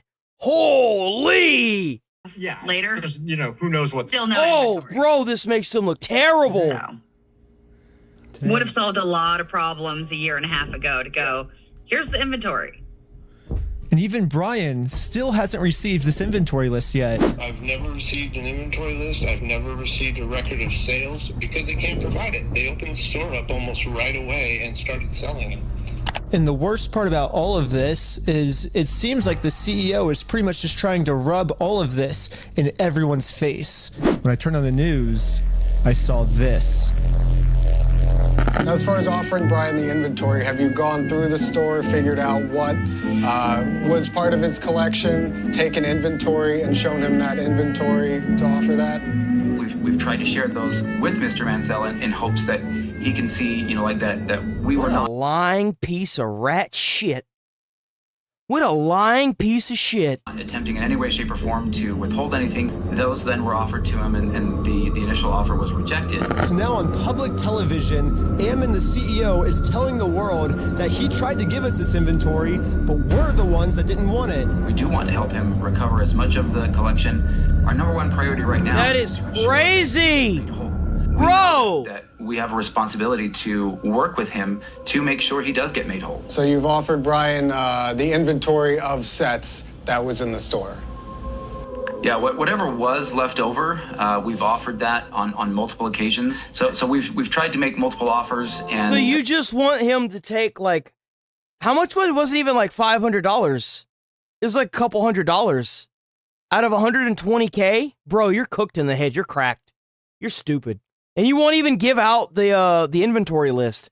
No, we'll absolutely not. To get them to the table so we can discuss it. And this is pretty much Ammon's game plan now. Go on as many news stations as you can and lie. The entire time we were saying, hey, we want to help, we want to help. The main narrative now seems to be Bricks and Minifigs has always been trying to give Brian his Legos back, but Brian just never wanted them back. Would you be willing to just take this? And the answer was no. It was attempted to be given to the family, like that, and it was refused. They made the offer and said, hey, you can have all this. And that offer was not accepted at the time. Well, that's Ammon's side of the story, but I say let's take a look at what actually happened. Read from the bottom up. That is our correspondence with Bricks and Minifigs, trying to work with them in getting the sets back. So right when this happened, Brian hired an attorney to reach out to Bricks and Minifigs. They sent an email saying, how should we proceed to retake the possession of the sets/minifigures? And they actually emailed back saying they were willing to help. And then after this, they just never respond. So Brian's attorney sent them another email, just following up on this, when can we pick up the sets? And they still didn't respond. So the attorneys emailed back saying, it's now been 16 days, how can we get these Legos back? And finally, they received a response. It says, Brandon Best and Joshua Johnson have no legal obligation to return any of the Lego product that exists in their store to you. What? So, yeah, basically they're saying that they're the one... Yo, these slimy motherfuckers. Wow. Not even work with you is what it seems like. Exactly. They said that to a lawyer. Saying, we consider this matter closed and will not be returning any Lego products to you. So as you can see, that's the reality of what actually happened. But then Ammon goes on Fox News and says this. So they actually did have an attorney send information to us. We said, great, appreciate this. Let's see what we can do to work this out. Yeah. And then we never heard back. So why is Ammon going on like Fox News then and saying, we wanted to give Brian his stuff back. He's the one that didn't want his stuff back. He didn't want any of his things. That's my point. I don't know. He's lying. I truly do believe in integrity. Truly, I believe in the sentiment of integrity, and I believe everyone should have integrity. But anyways, another thing the CEO seems to be pretty upset about is that when Brian kept demanding his stuff back and couldn't get it back, eventually he had enough. And he was like, I'm going to make a Facebook post about this. And in his Facebook post, he called Bricks and Minifigs thieves and liars. And this Facebook post, like, really pissed off Ammon. I mean, Bricks and Minifigs is literally suing Brian now for millions of dollars, all because of this. I mean, back when I was talking to him at corporate headquarters, he made it very clear that what they did is technically not actually considered theft. There is no theft. Do you understand the legal definition of theft? Legally have to be So the definition of knowing that the property was stolen or otherwise not belonging to that person. And on my phone, that was not known until Mr. Mansell came in days later and said, I have some of these things that need to be... And that's another lie again, because... It is not another lie. So I showed Ammon the security camera footage where corporate acknowledges that they are now going to be responsible for these Lego Star Wars sets. These are ones that he has not been paid his percentage yet. And if I don't have the tickets... And you know what's funny? Is this entire argument that he's been pushing forward falls apart because of this video footage. This video footage completely annihilates everything that he said because he had a corporate guy come and kick this poor lady out from her job, her business, and take all the sets and stuff and say that it was all going to be under corporate's control and it was going to be corporate's problem and all this other stuff. That's insane, bro. That's a business thing and not necessarily yours. just taking on the business he takes on, all that kind of side that life. And after showing him this footage to try to bring the conversation back to reality, this was his response. Now extortion? Because we caught you guys? No, because you are attempting to extort us, so that's what you're doing. What you are doing right now is illegal. It's an extortion. So catching you guys in illegal activity, that's illegal on me. Nope. We have done nothing. See, I agree too. I agree. Nope, it's not illegal on us. Thank you for. Done nothing illegal, and you are doing something illegal right now. What is he doing that's illegal? I don't think that's illegal. I think us catching you guys for doing the illegal thing doesn't make that what we're doing is illegal. That means what you guys are doing is illegal.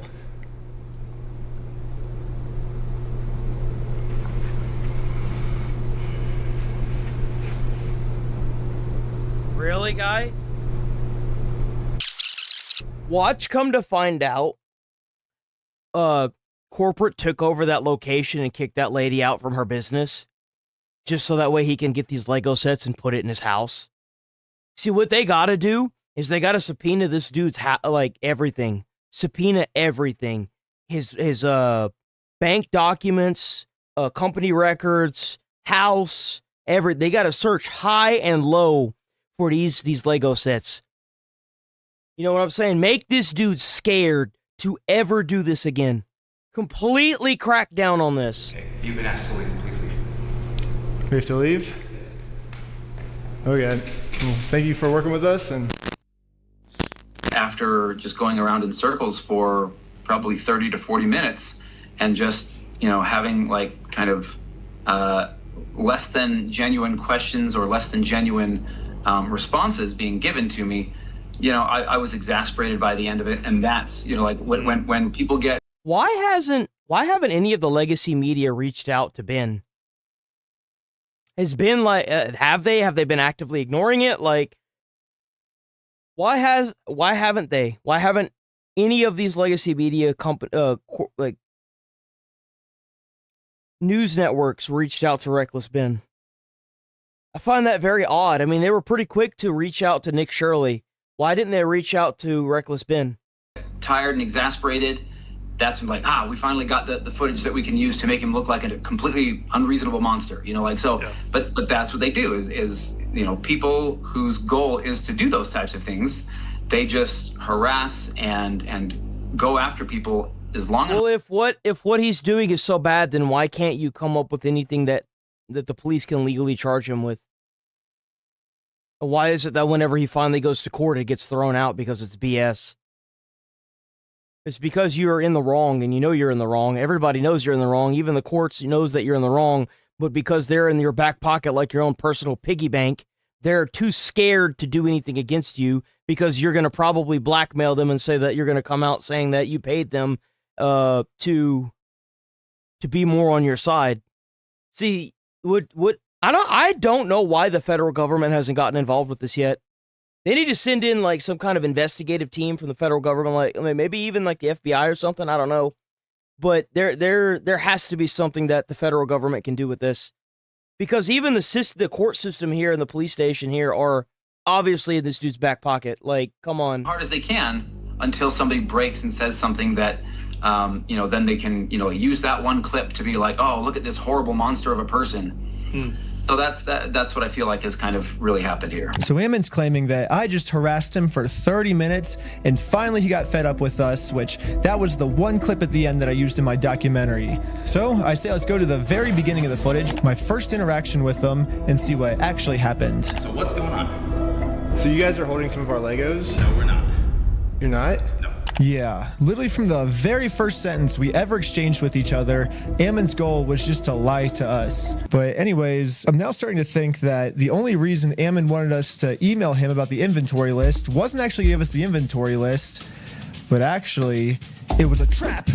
Yeah, Ammon only wanted me to email him so he can find out my email and subpoena Google and find out all of my private information. And you think I'm lying, but they actually did this. They subpoenaed Google asking for all private information tied to this email address. And Google sent them hundreds of hours of all the raw footage from everything I've filmed to the Lego video so far, all my emails, all my search history, all the metadata that shows everywhere I've been. But anyways, this was the reaction of the police Jesus. officer after she watched my entire first episode. I'm really curious to see, like, if this fool even makes any money doing this YouTube stuff. I'm like, if it's enough for him to travel to another state just to go get some footage. It doesn't even sound like his like secret information doesn't even seem credible from my understanding. No, so it sounds like you were able to watch the video. I think by secret information, the police officer is referring to the security camera footage that proves that everything Bricks and Minifigs is saying is a lie. My first question is, how could this not be credible? It's literally just video evidence of what happened that night. But at least now I can see why the police aren't listening to me. They're basically just saying that all of the evidence I submit to them is not credible and therefore case closed. Ben's wrong and we're right because we said that the evidence is uncredible. At this point, Bricks and Minifigs is working with the police to just come up with whatever story they can to make any evidence I give them seem as uncredible as possible. In all of his actions to just generate clicks and likes to get, like social media clout without putting in work and just doing the crummy stuff. Interesting. He seems like a fun gentleman. No. Oh, and his MO really seems to follow somebody who's like a paper tiger, right? Like who, like behind, or like a keyboard warrior. They'll make threats. And this is the craziest part of the video to me. He didn't threaten you once. He didn't threaten violence on you once. Why does he keep doing this? Claiming that I'm a keyboard warrior. And a keyboard warrior is basically just someone who talks a lot of smack online, but then when it actually comes down to it, they won't do anything in person. Which, I mean, if we look back at the footage, I accomplished almost everything I set out to do. I didn't get scared of anything. If someone in this story is a keyboard warrior, I don't think it's me. I think it's Bricks and Minifigs. I mean, let's double check by looking at the footage. Ammon claims with his words that he can give us the inventory list. We can show the inventory list. But when it actually comes down to it, he's terrified to give it to anyone. Bricks and Minifigs this entire time has also just been begging me to sue them. If you think it's illegal, why don't you sue me? Let's go to court. Sue me for it. Sue me. Let's go to court. Let's go to court then. So when I finally go out and actually sue them, they close down their store. And now Bricks and Minifigs is going to absolute extreme lengths to hide from this lawsuit. Are you okay if she just gives you the papers so we can just... No, I'm not accepting service from her. Absolutely not. I mean, Bricks and Minifigs is showing all of the signs of a keyboard warrior, but for some reason they think that I'm the keyboard warrior. At this point, it almost seems like everything Bricks and Minifigs is doing, for some reason they think that I'm the one that's the one doing it. I'll keep my fingers crossed for you guys. Hopefully no more issues. There's so many other things that this guy could, like, be talking about, right? 100%. But oh, yeah, there's so much more that he could be talking about. It's not like there's a family that's been put out into the middle of nowhere, It's not like they have, the dude has grandkids that need to go to college, right? It's not like it's a big deal or anything. This could completely financially ruin two people's lives with student loan debt, but, there's something else that's so much better than that. Fuck those two people, they should just go do themselves in, right? Right? I mean, that's basically what you're saying. Come on now. What a shit department. They need to roll up in here and take all these people's jobs. Something happens. Thanks, guys. Appreciate it. Yes, Ammon just completely proves my point. Obviously, I'm not suffering from the sunk cost fallacy at all. Ammon's the one suffering from the sunk cost fallacy. I mean, they literally already admitted to me that they've held onto the Legos for so long, it's not worth it for them to give it back to us anymore. I'm not going to distribute those things at this point. We've kept them on hold for this long, so... Let's see what else Bricks and Minifigs is accusing me of. Well, they're suing me for defamation.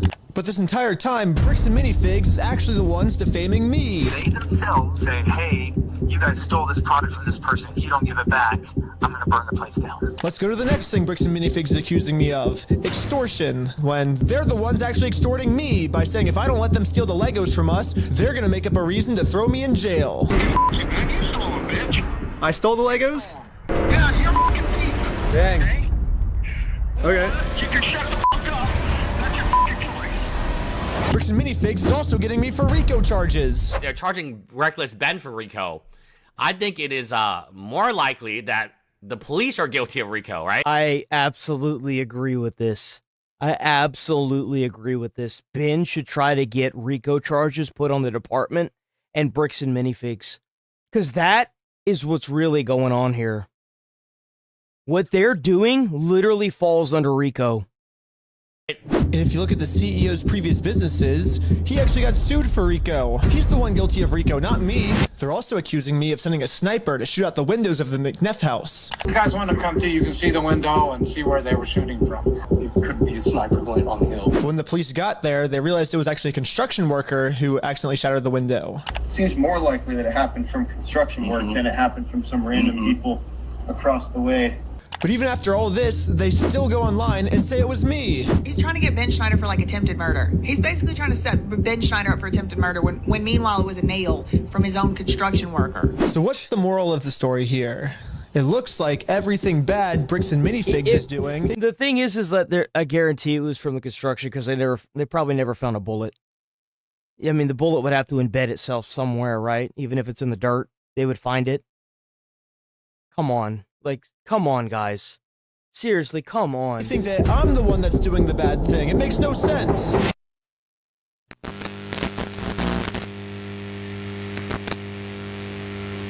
So, just to let you know, we call it double blind.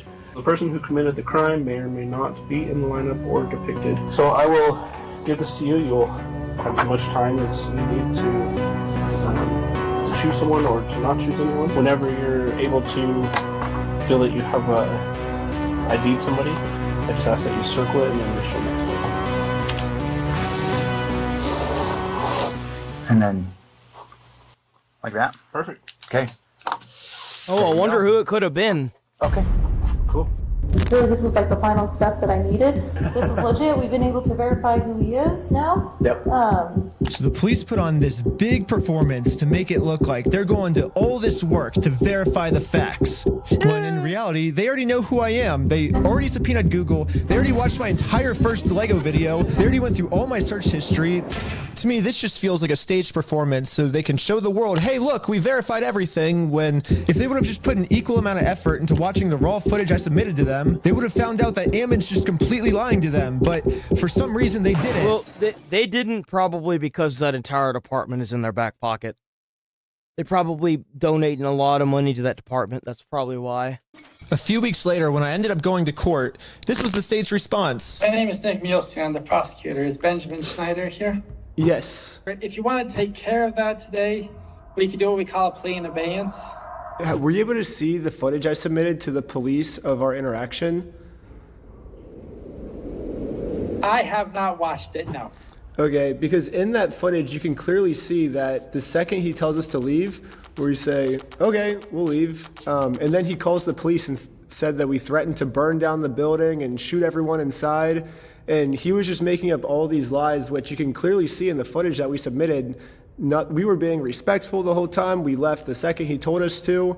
Sorry, let me look. And so it makes sense why the police would take me to court, because, I mean, he's threatening that we're going to burn down the building and shoot everyone, but we did nothing. Like, he's just saying that because he's trying to.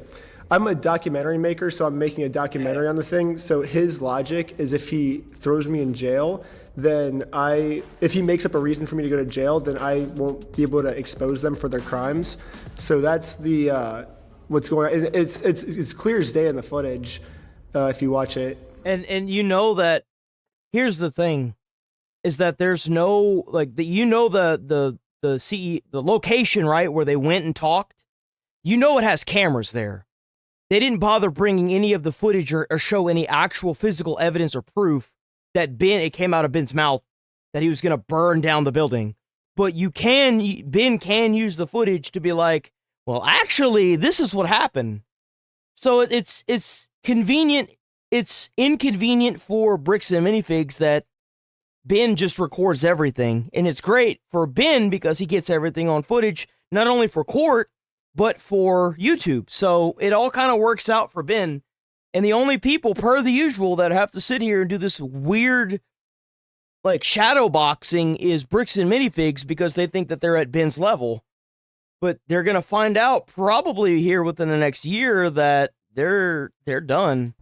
It seems like they're just making up a bunch of false information. That's totally what they're doing. Silence criticism. But did you submit that to the police officer? Yes. Is the footage? He has proof of that. Still going like when you step out the door. It starts from when we're in the elevator before we talk to him to when we were back in the elevator going back down.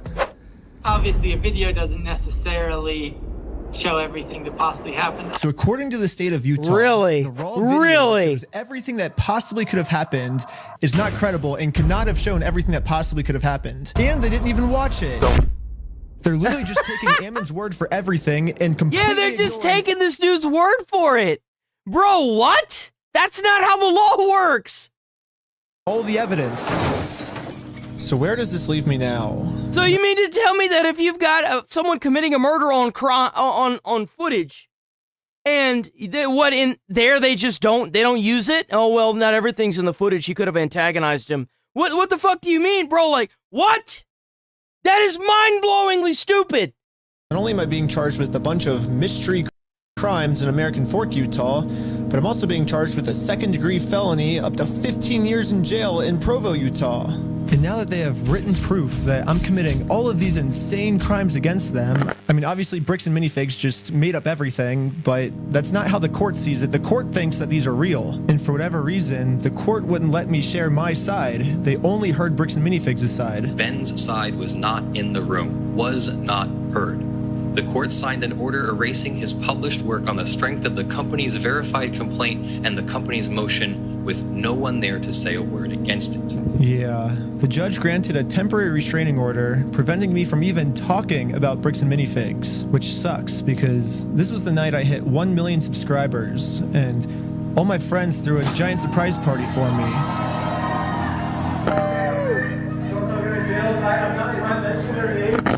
Yeah, Bricks and Minifigs gets to just keep spreading their lies about me, and I just have to sit in silence, and there's nothing I can do to stop them.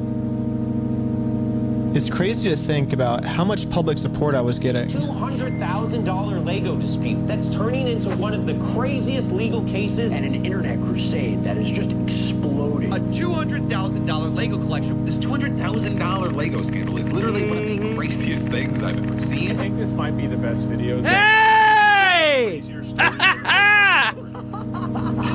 Run by Mormons. Legos. Reckless Ben. Reckless Ben. It really seemed like the entire internet was uniting to stand up to this bully of a company. Bricks and Minifigs can stuff it. Brick by brick. Brick by brick. Brick by brick. It really did seem like we were right about to get the Legos back. But I was wrong. Now the court has silenced me. And it looks like all the work I put into this was just for nothing. However, people were pretty upset that I was silenced and decided to protest. Brick by brick. It sucks that I'm not even allowed to be a part of this movement anymore. Brick by brick. Yo, I bet those protesters are like having a conniption fit right now because they didn't realize that he was there. Yo, like what? Yo! Be part of this movement anymore. Brick by brick. Brick by brick. Or maybe I can be here. I just have to be in disguise so no one recognizes me. No. All right, I'm here with, what was your name? I'm Jerome. Just here to support the cause. Just the American Fork local. Just here to support. Oh my God, this dude is crazy. I spent the rest of the day protesting for the cause, and not a single person here recognized who I actually am. And maybe the protesting worked, because after a full month of remaining silent, I finally have an announcement. Well, it looks like I don't need this disguise anymore. Damn! Freedom of speech back, baby. I can say whatever I want. I can say Bricks and Minifigs sucks. I can say Bricks and Minifigs such old people. And look, I just said it. I'm not in jail, which is sick. We got. But you still decided to wait a few days in order to upload this to YouTube, didn't you? You still made it members only, or Patreon, before you decided to release this on YouTube. You see, that's where I can't really... I mean, I like the video, but I kind of, you know, have my doubts now. First Amendment right back. Yeah. And now that I have my freedom of speech back, everyone is wondering how Bricks and Minifigs can make up for the fact that they made up all these lies about me to take away my freedom of speech. Most legal experts are saying I could easily win millions of dollars from Bricks and Minifigs, but instead, I have a better solution. If they want to apologize, they can say that they're sorry by doing the chicken dance. And I will take that as a sincere form of apology. And once they do the chicken dance, then I will know that Bricks and Minifigs is sorry, and we can finally move on to the next video series, and it'll be awesome. So you guys might be thinking, why do you want them to do the chicken dance? And there's actually a reason. So this entire time, Bricks and Minifigs always says the right thing, but then their actions don't match their words at all. So I was thinking, well, if they get given an apology, they might say the right things, you know, but they're not actually going to mean it. So by doing the chicken dance, I'm going to basically just be giving them another opportunity to do the right thing, not just with their words, but with their actions. And once they decide to do the right thing, then I'll move on to the next video series and never talk about Bricks and Minifigs again. And also make sure to check us out at www.westealfromoldpeople.com, because right now we have 2 new Lego sets for sale that you can buy right now. One of Joshua Johnson and one of... I think that I got a little bit of a hot take with this. I think that Ben so easily jumping ship on this doesn't look good. That's what I think. I think that the fact that he also launched this on Patreon first before he uploaded it to YouTube also doesn't look good. I don't really know what to think of this. I do know that it's kind of like the Trump thing, right? Where it's like all talk and no do. The issue that I can really see with this is that if Bricks and Minifigs continues to operate without being forced to pay out millions of dollars on principle, there is no lesson learned here. I will tell you that much. And the fact that Ben is so easily gonna jump ship if they do the chicken dance, I don't really think that's a good look, because it kind of makes him look very much so like what the opposing side wants him to look like, which is kind of just a pretentious asshole, right? And it just doesn't look good. Like, it makes what the CEO was saying, where this is just for likes and views, kind of right. It's not for the principle of doing what's right by the family, it's for the views, and now that the viewership for it is over with, he wants to jump ship. That's the problem that I see with this. And I don't really know what exactly it is that he planned on doing with this, but if his goal was to get the Legos back, or to, you know, actually sue Bricks and Minifigs, that's what he should do. He should do it out of principle, as like a stop fucking around, but he's not. He's just gonna jump ship. The police department won't even face any repercussions for this. The CEO will probably just kind of like coast, and eventually they'll start getting more people that go into Bricks and Minifigs at some point. Like, this just doesn't look good for Ben. I'm sorry, it just doesn't. It really doesn't. So I do kind of wonder what it is that happened in court that he's not showing, because obviously there's a lot of footage that he wouldn't show that makes him look bad. I mean, why would he do that? Why would he show footage that makes him look bad? But I do wonder how much of it we're not seeing that will make him jump ship so quickly, you know? Maybe he's expecting them not to do the chicken dance because they haven't done anything they said they do since the start, right? But it just doesn't look good if you set the bar that low. It just doesn't. Of Ammon McNess.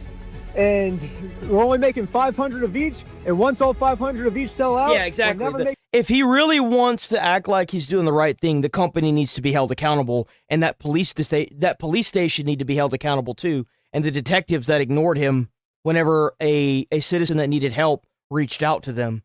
But he's not... It doesn't seem like he's trying to do that. It seems like he's just trying to jump ship, and it's actually just for the views. Straight up. Anymore, and you gotta buy them now because someday they're gonna sell for like $1 million or something. They're gonna be collectibles. It's gonna be sick. Also, subscribe to Patreon. You'll get tons of behind the scenes, tons of extra footage, full interviews. Also, part 4 is coming soon. If you subscribe to Patreon, you'll be the first to watch it. And also, subscribe to part 5, subscribe to part 6, part 7, all the way to part 100. We're doing 100 parts. My lawyer said if Bricks and Minifigs sues me, which they've still not dropped their lawsuit, then it'll be at least 2 years and 52 weeks a year. That's 104 parts at least. So come back all the way till 100. I didn't do anything. It cut off there. That wasn't me. That was a him thing. I don't know, bro. I think I'm gonna I think that was my hot take right there. I don't think Reckless Ben was ever trying to hold them accountable. I think they might have been right. Seriously. And I hate to say that. I don't want to sound like a dick or anything, but I don't, it just doesn't look good for Reckless Ben. It brings in everything he's done into question, in my opinion. But I guess only time will tell. I mean, sure, the CEO and the police are slime bags, but what if somebody else needs that money and they go to Bricks and Minifigs, and because they were never held accountable, it just doesn't look good. It just doesn't look good. It doesn't at all.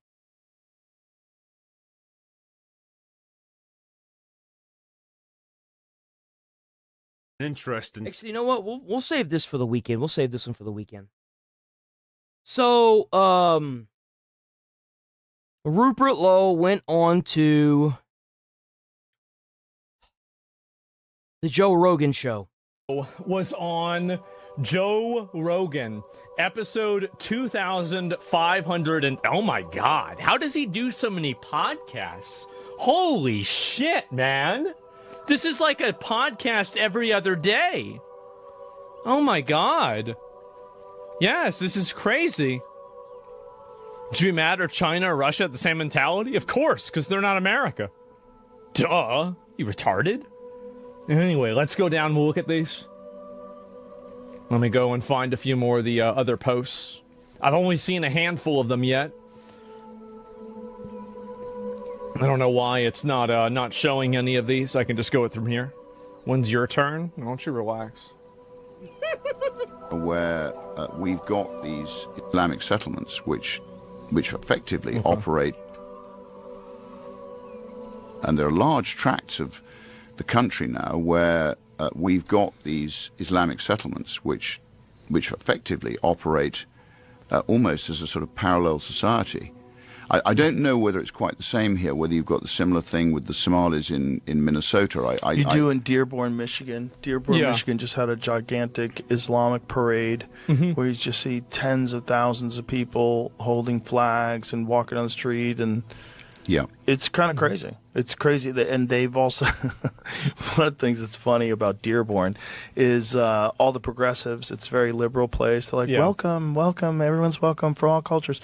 And as soon as they got into power, they banned the pride flag. That's what they do. They did the same thing in Britain. They did the same thing in Britain whenever they got into power. They put their flags up on the utility poles, and anybody that tried to get rid of them were instantly arrested. But they were going around taking their like the British flag off the utility poles and throwing them on the ground. That's exactly what they do. Like these people that are like, oh, but Muslim this, Muslim religion, that Muslim. And if you're a woman in America and you join the Muslim religion, you're fucking stupid. You're stupid. You are dumb, and you have... Damn, I dropped my egg. Son of a bitch.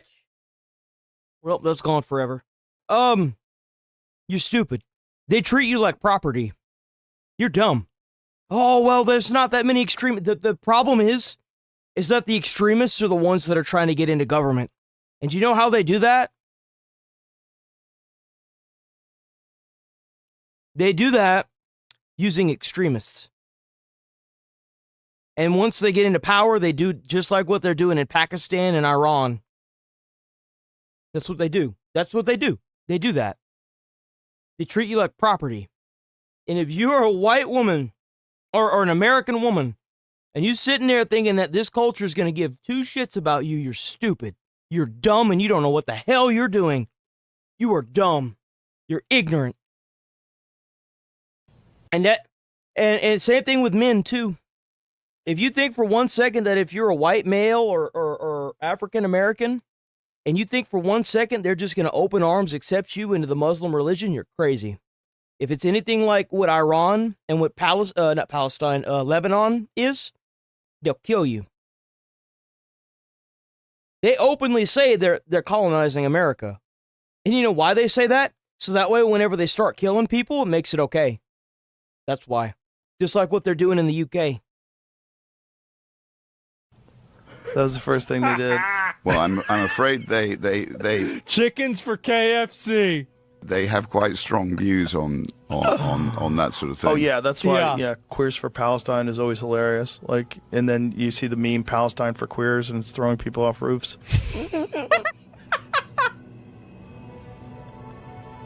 He just says it. Oh my God.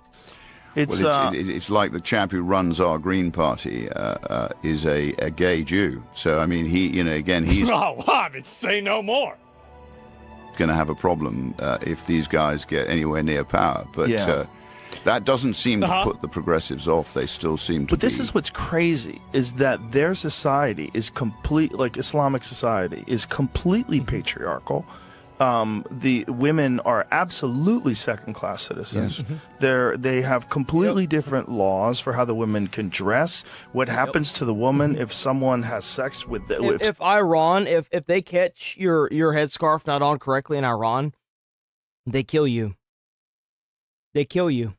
That's what they do. They take you in jail and they grape you. They make you have a jail baby and then they kill you. They turn that baby into a soldier. That's what they do to you. That's why there's so many extremists in the IRGC. Because all they know is war. All they've ever wanted was a form of radicalism. That's how they've built their entire culture. That's why they're so dangerous.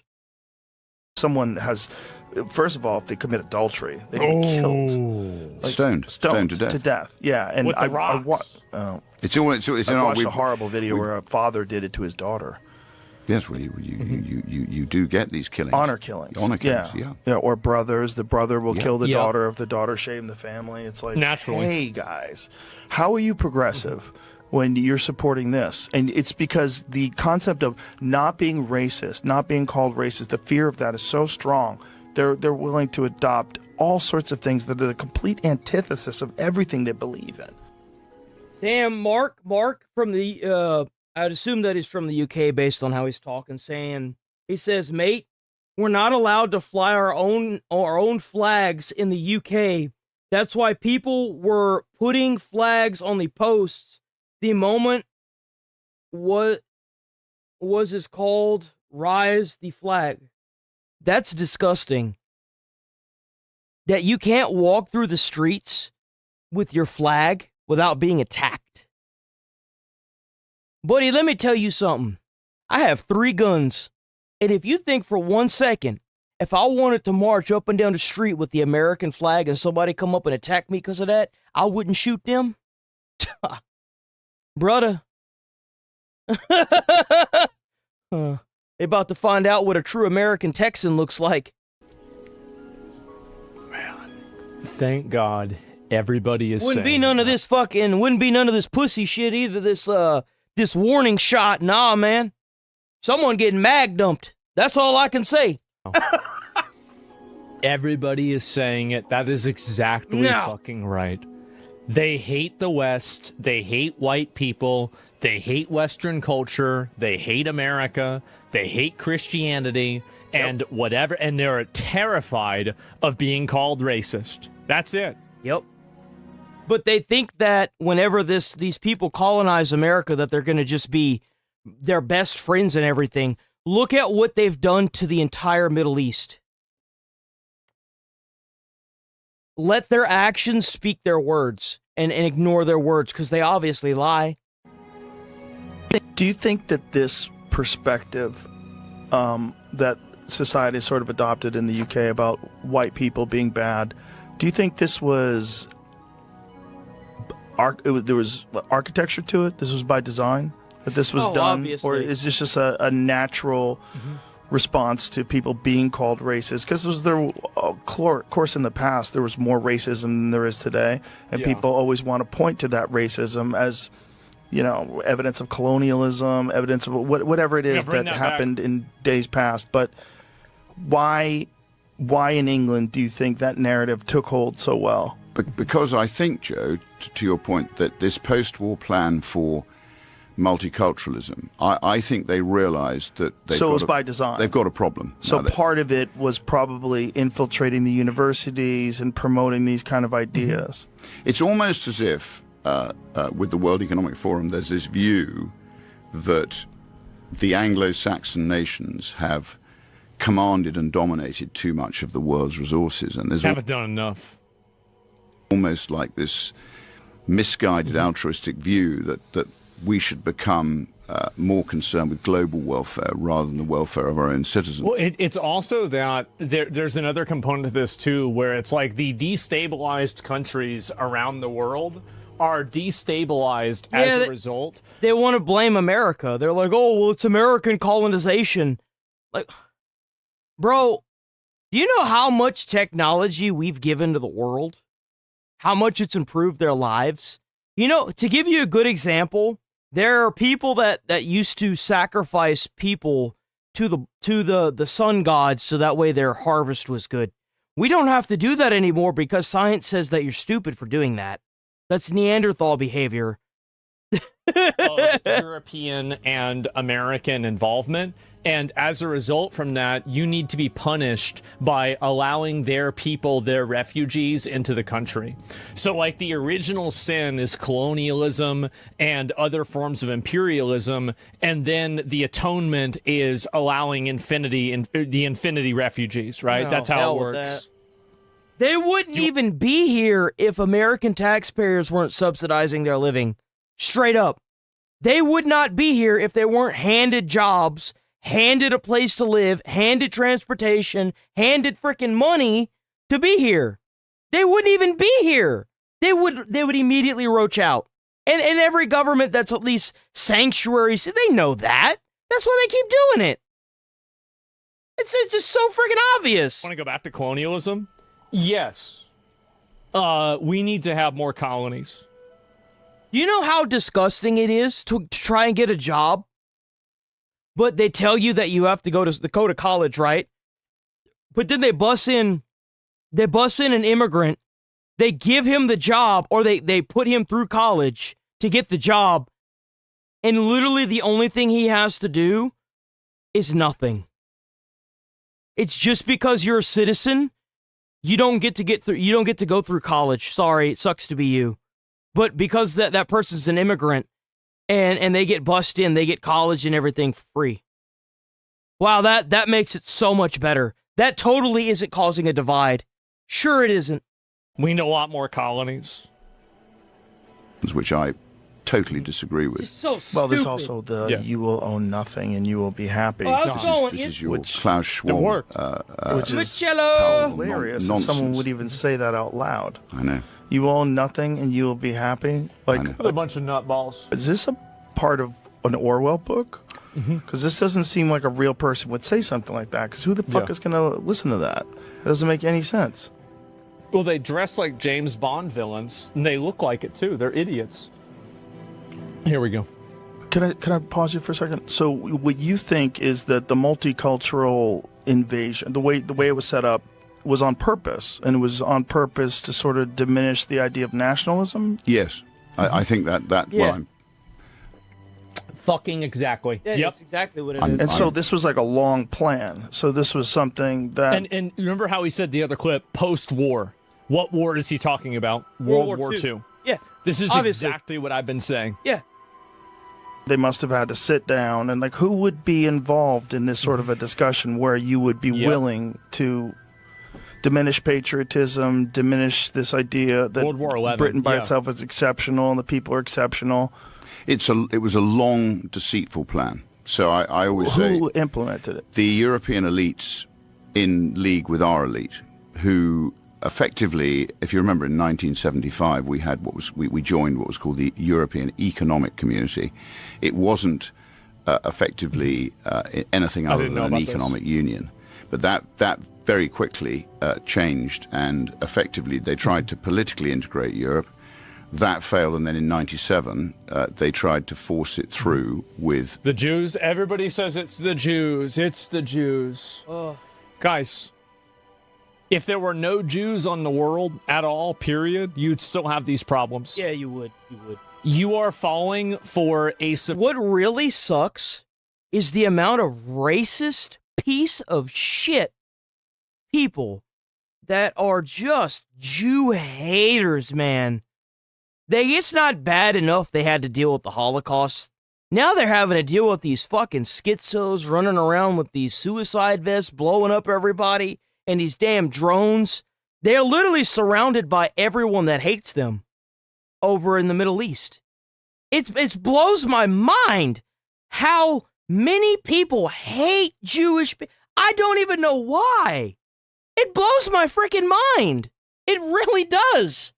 I don't get, like, dude, if that was an African continent, holy shit, we'd never hear the end of it. What is it, like, dude, like, holy crap, it's crazy.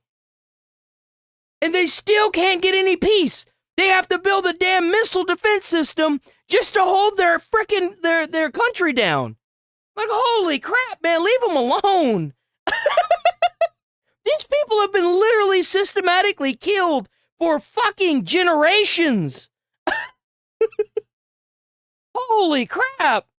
Version in order to compartmentalize your anger. Jesus. And not have it accurately accounted to.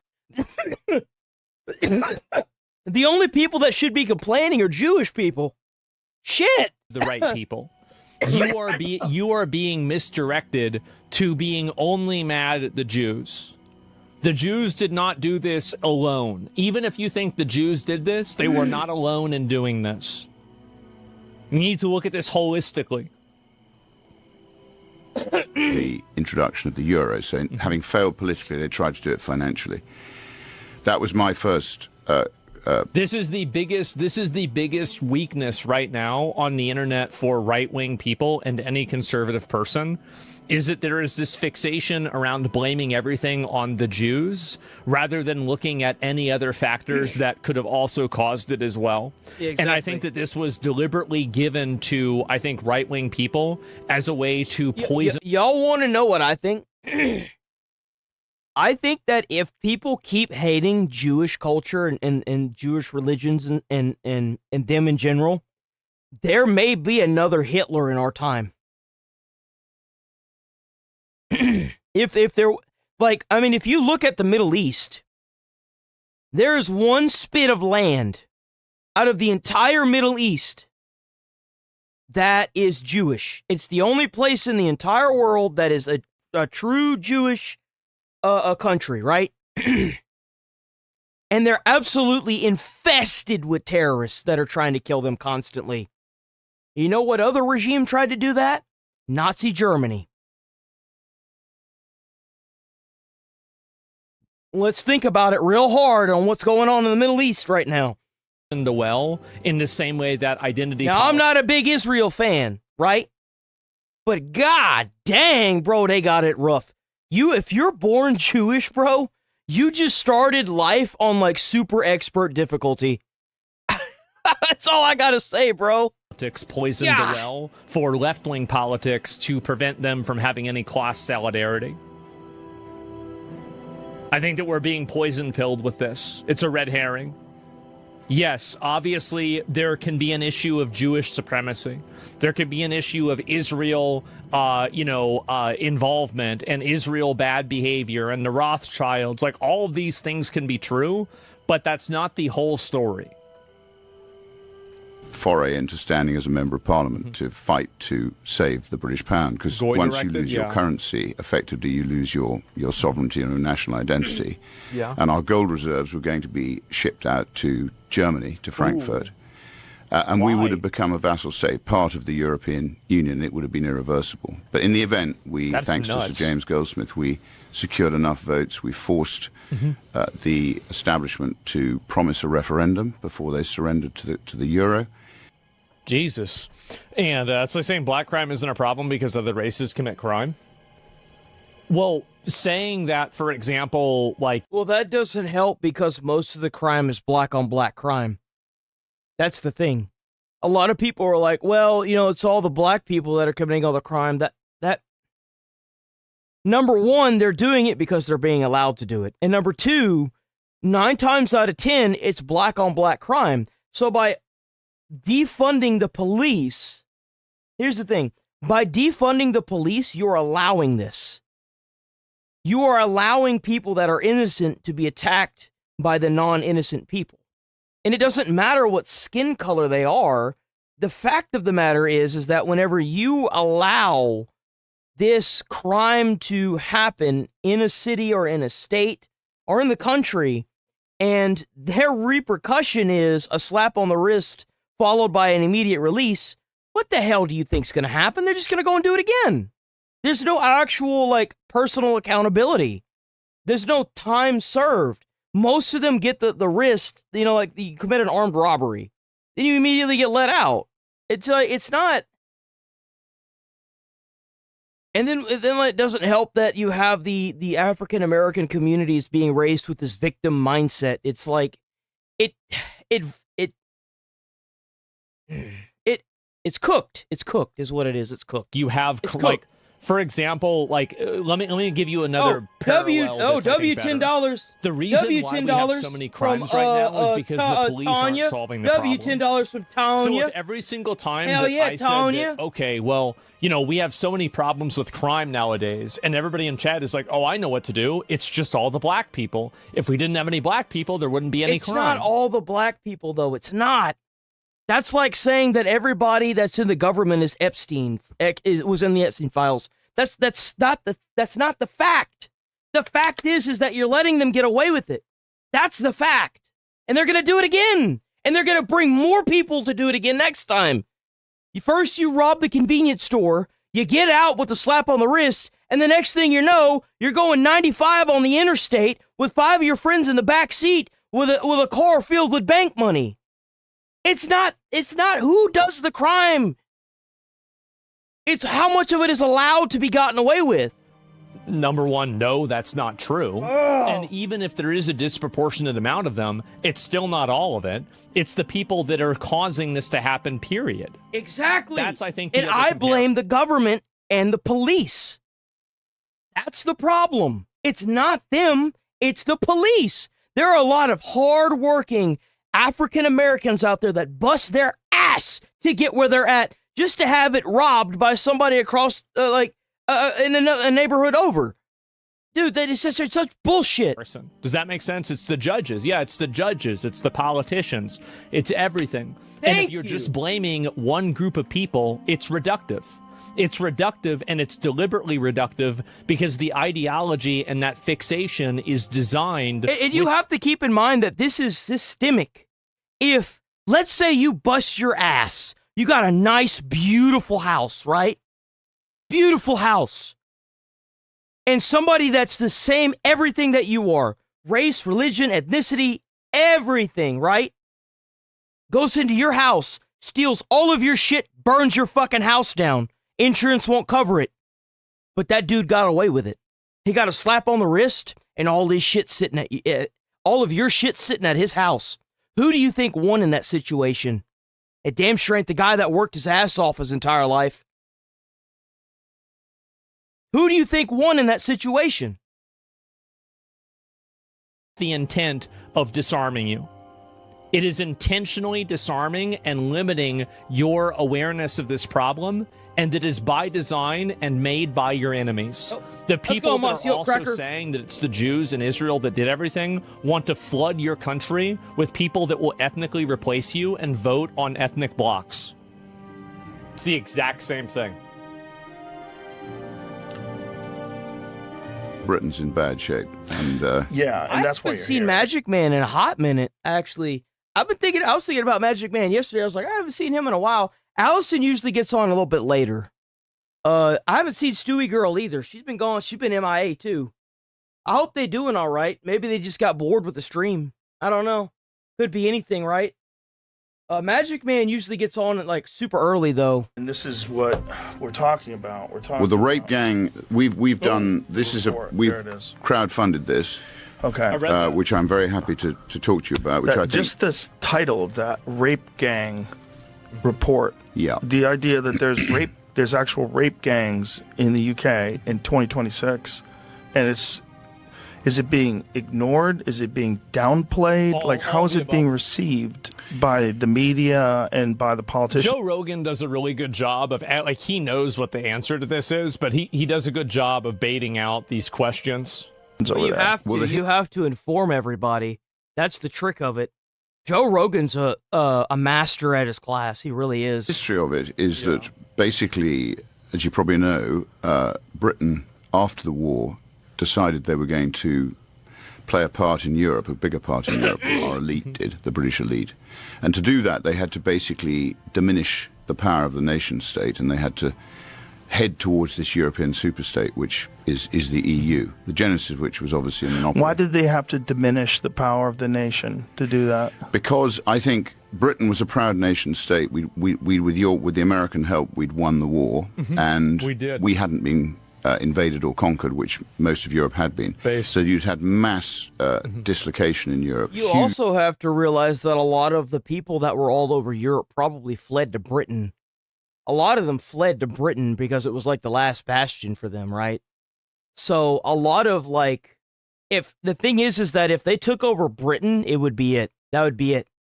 It has the highest concentration of Europeans in the entire continent for the most part, because that's where they all went, right? They were all getting pushed back in World War II.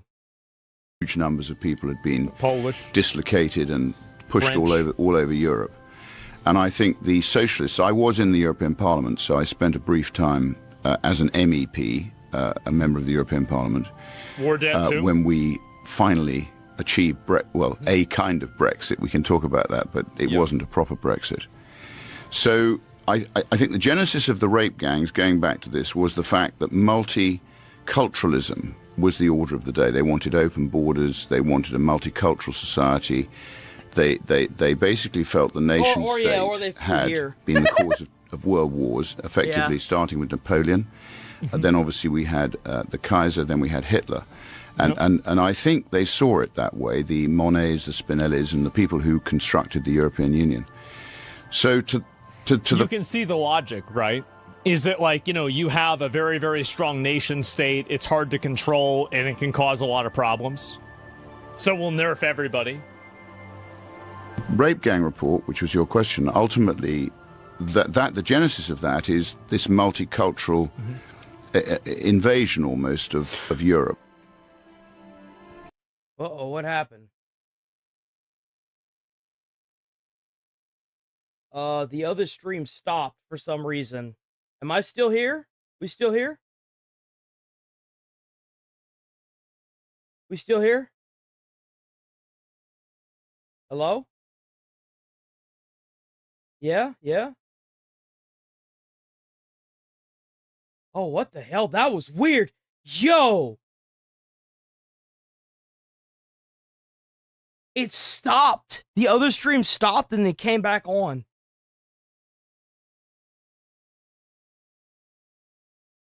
I thought I got a suspension or something. I was like, uh-oh, what'd I do? I was like, uh-oh. Just trying to turn England into Jerusalem? We're going to move on from this, though, because, I've heard people had some problems with Joe Rogan at some point. Not saying that I would, but, in the off chance I get cooked, I don't want it. Yeah, I don't want it. Dude, where are we at? What is this? Okay, yeah. We're going to watch, Asman also covered the kick-up of the Iran war yesterday. We'll look a little bit into that, and then we'll watch some Fox, and then we'll keep going from there, right? I need to use the bathroom first. Give me a second. Let me use the bathroom.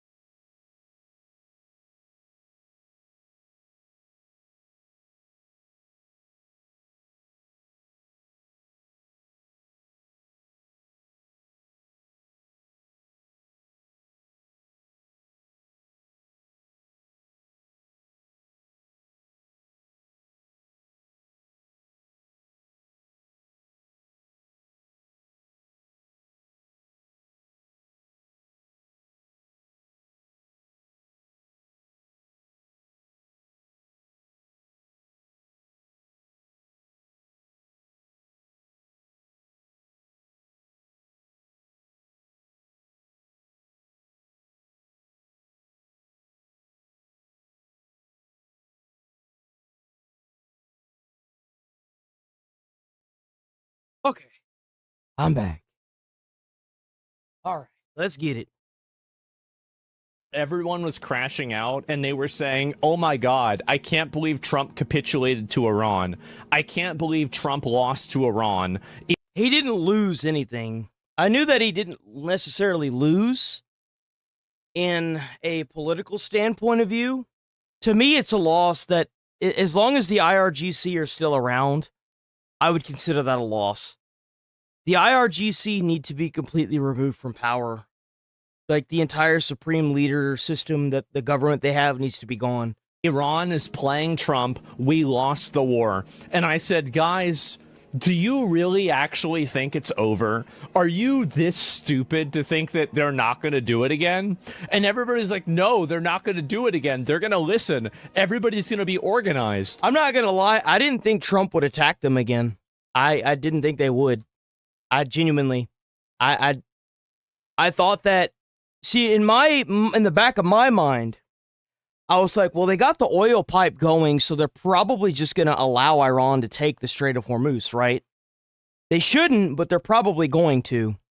But the NATO meeting kind of like gave me a little bit more ideas as to what Trump is trying to do. Idealistically, if Trump can get NATO involved, they can push the terrorist regimes that are scouring the Middle East back to Iran, right? Idealistically, that's what would be like the best case scenario. But realistically, I don't know. I don't know if they're going to be willing to do what... I know Israel is. Israel is going to be willing to get all of them out of Lebanon for sure. But I don't know if the people in NATO, the other countries, are going to be willing to do what it takes to effectively cleanse, and I hate to say it like that, but that's practically what needs to happen, cleanse the Middle East of all the terrorists that are rampant in there, that are running the governments and causing all these problems. Well, it turns out I was right again. So anyway, U.S. officials say Iran has struck 2 commercial vessels in the Strait of Hormuz. So this is the exact same thing that happened. And let me see here. This is it's a 3rd commercial ship. And so these aren't, by the way, these are not military ships. These are not. So there was a tanker that got struck on the Ayatollah's death ceremony or whatever. They struck another one the day after during the week. Then they struck another one yesterday or day before yesterday. And America finally decided to retaliate. And from what I understand, we are still dropping bombs on them. From what I understand. Now, how true that is, I don't know. I'm just now reading all the information right now. I haven't looked at this since yesterday. So, like, just bear with me. You know, this isn't some kind of, guns or bombs. This is like, I don't know, rice or oil or something like that, right? So Trump's delusional at best. Well, I don't know I don't really know what they're doing. I have no idea what their plan is. And tell Donald Trump to stop playing with his food. Well, yeah, I don't know. Why would you take a day off? Yeah, this did happen, by the way. All of this happened on my day off. All of this happened. I was so happy when I got sick last week and nothing happened. Like, nothing crazy happened. I was like, oh, thank God. I was so happy. You guys have no idea. There was no way I was going to be able to stream. I was like, if I could just get to the desk. And then I sat there and I started dozing off and, like, getting really nauseous because the room was spinning. I was like, I'm just going to lay down. To do this. I'm sorry. I was like, yeah, I'm gonna go to sleep. I'm so tired. Here it is. Let's listen to him talk. To me, I think it's over. I don't want to deal with them, with this scum. Nobody does. China doesn't even want to deal with these guys. They're so annoying. It's a very interesting question. To me, I think it's over. I don't want to deal with them, with this scum. You know what scum is? They're scum. They're sick people. They're led by sick people. And they're vicious, violent people. And if they had a nuclear weapon, they'd use it. As far as I'm concerned, no, they absolutely would. Well, I've been saying that since day one. It's just nice to know that the politicians aren't as stupid as a lot of people want to make them out to be. For once. They want to negotiate. They're good people. Steve Witkoff, Jared Kushner. Mm-hmm. But they have to come back. As far as I'm concerned, it's just a waste of time dealing with them. Yeah. Absolutely. It is. He's absolutely right. No, he's absolutely right. Well, well, well. I said that too. I said it was a How waste about of time.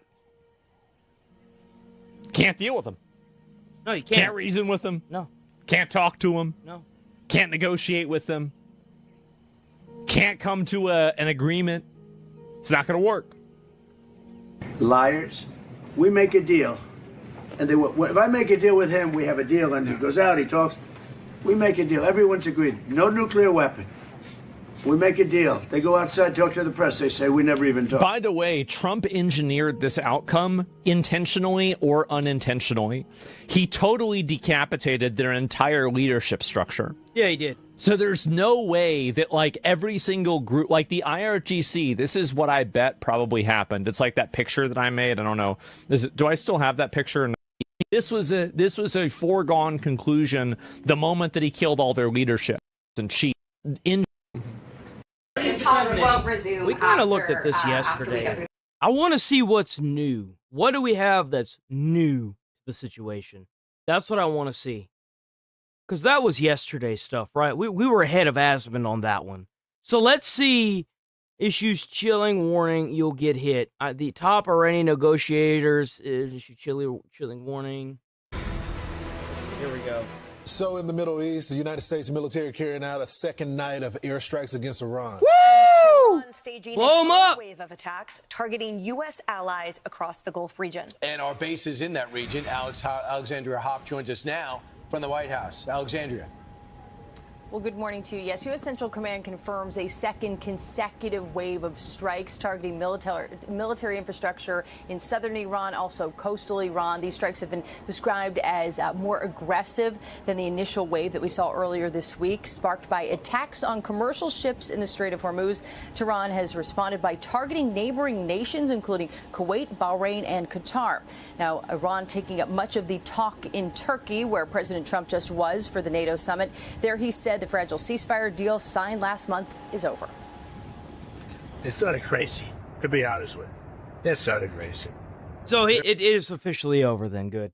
Because I thought he was just doing the typical Trump thing where he's like, oh, they're scum, they're this, they're that, doing the typical Trump trash talk, but I think it is like it obviously should be over, Out of right? control, but they want to make a deal.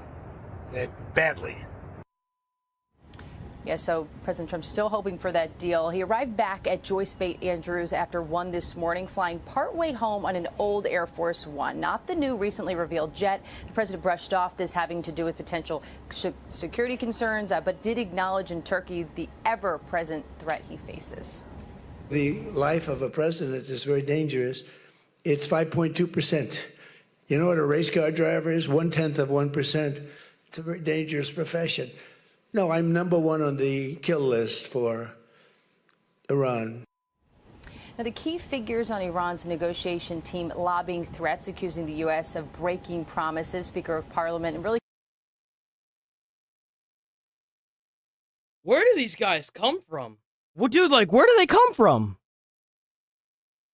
Considered the top negotiator, Mohammad Bashir Ghalibaf, threatening America with this. He wrote in part, if you strike, you'll get hit. Don't flail around pointlessly or you'll sink even deeper. The Strait of Hormuz will only open with Iranian arrangements, not American threats. Well, it doesn't look like America's threatening you. It looks like people are getting bombed. That's what it looks like.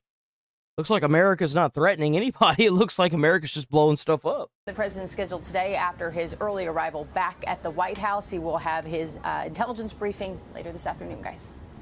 Thanks, Alex. Appreciate it. This just goes to show how determined they are to control the strait, because it's really about controlling the strait. That's all they have. And that's all they have, but they are also able to sell their oil at market prices. They're also in a process within 60 days of beginning to unfreeze their funds. But they are focused because their new nuclear weapon is that strait. That's going to be a source of revenue for them and a way to choke off any adversary next time that there's some type of conflict or turbulence with Iran. They'll say, okay, I'm going to shut it down again and see how you're going to get your natural gas and see how you're going to get your oil products. So they are determined to do this, even if it costs them their legitimate oil revenue, even if it costs them lifting up the sanctions. So we're going to have to, this is where it's heading. we're going to have to take back the strait. We're going to have to establish lines where the drones are able to shoot and hit a ship. We got to push them back to the point where those drones aren't able to hit. That's what I was saying. Why don't they just take the Navy that was on the other side near the strait on the the other side of the land and just move all those Navy ships inside of the strait? Just flood the Strait of Hormuz with ships. Flood it. Give those tankers safe passage. Force that strait open. Build a line. Or we're going to have to be able to knock that down in order to get merchant commercial vessels to go through there and insurers to insure vessels to go through there. I agree with you, Brian, that we got to take it over, and we have to send the message that they can't no longer use this as a tool for political pressure.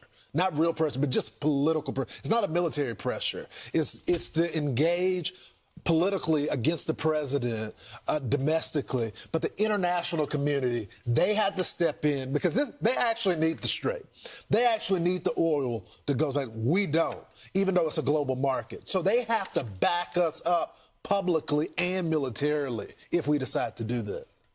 And the Middle East allies, I think, have demonstrated time and time again, and certainly notwithstanding yesterday when NATO claimed to step up a little bit, with the exception of Spain, that's where our ally ships lie. And that's also where the toxicity and the why did they put the blockade here?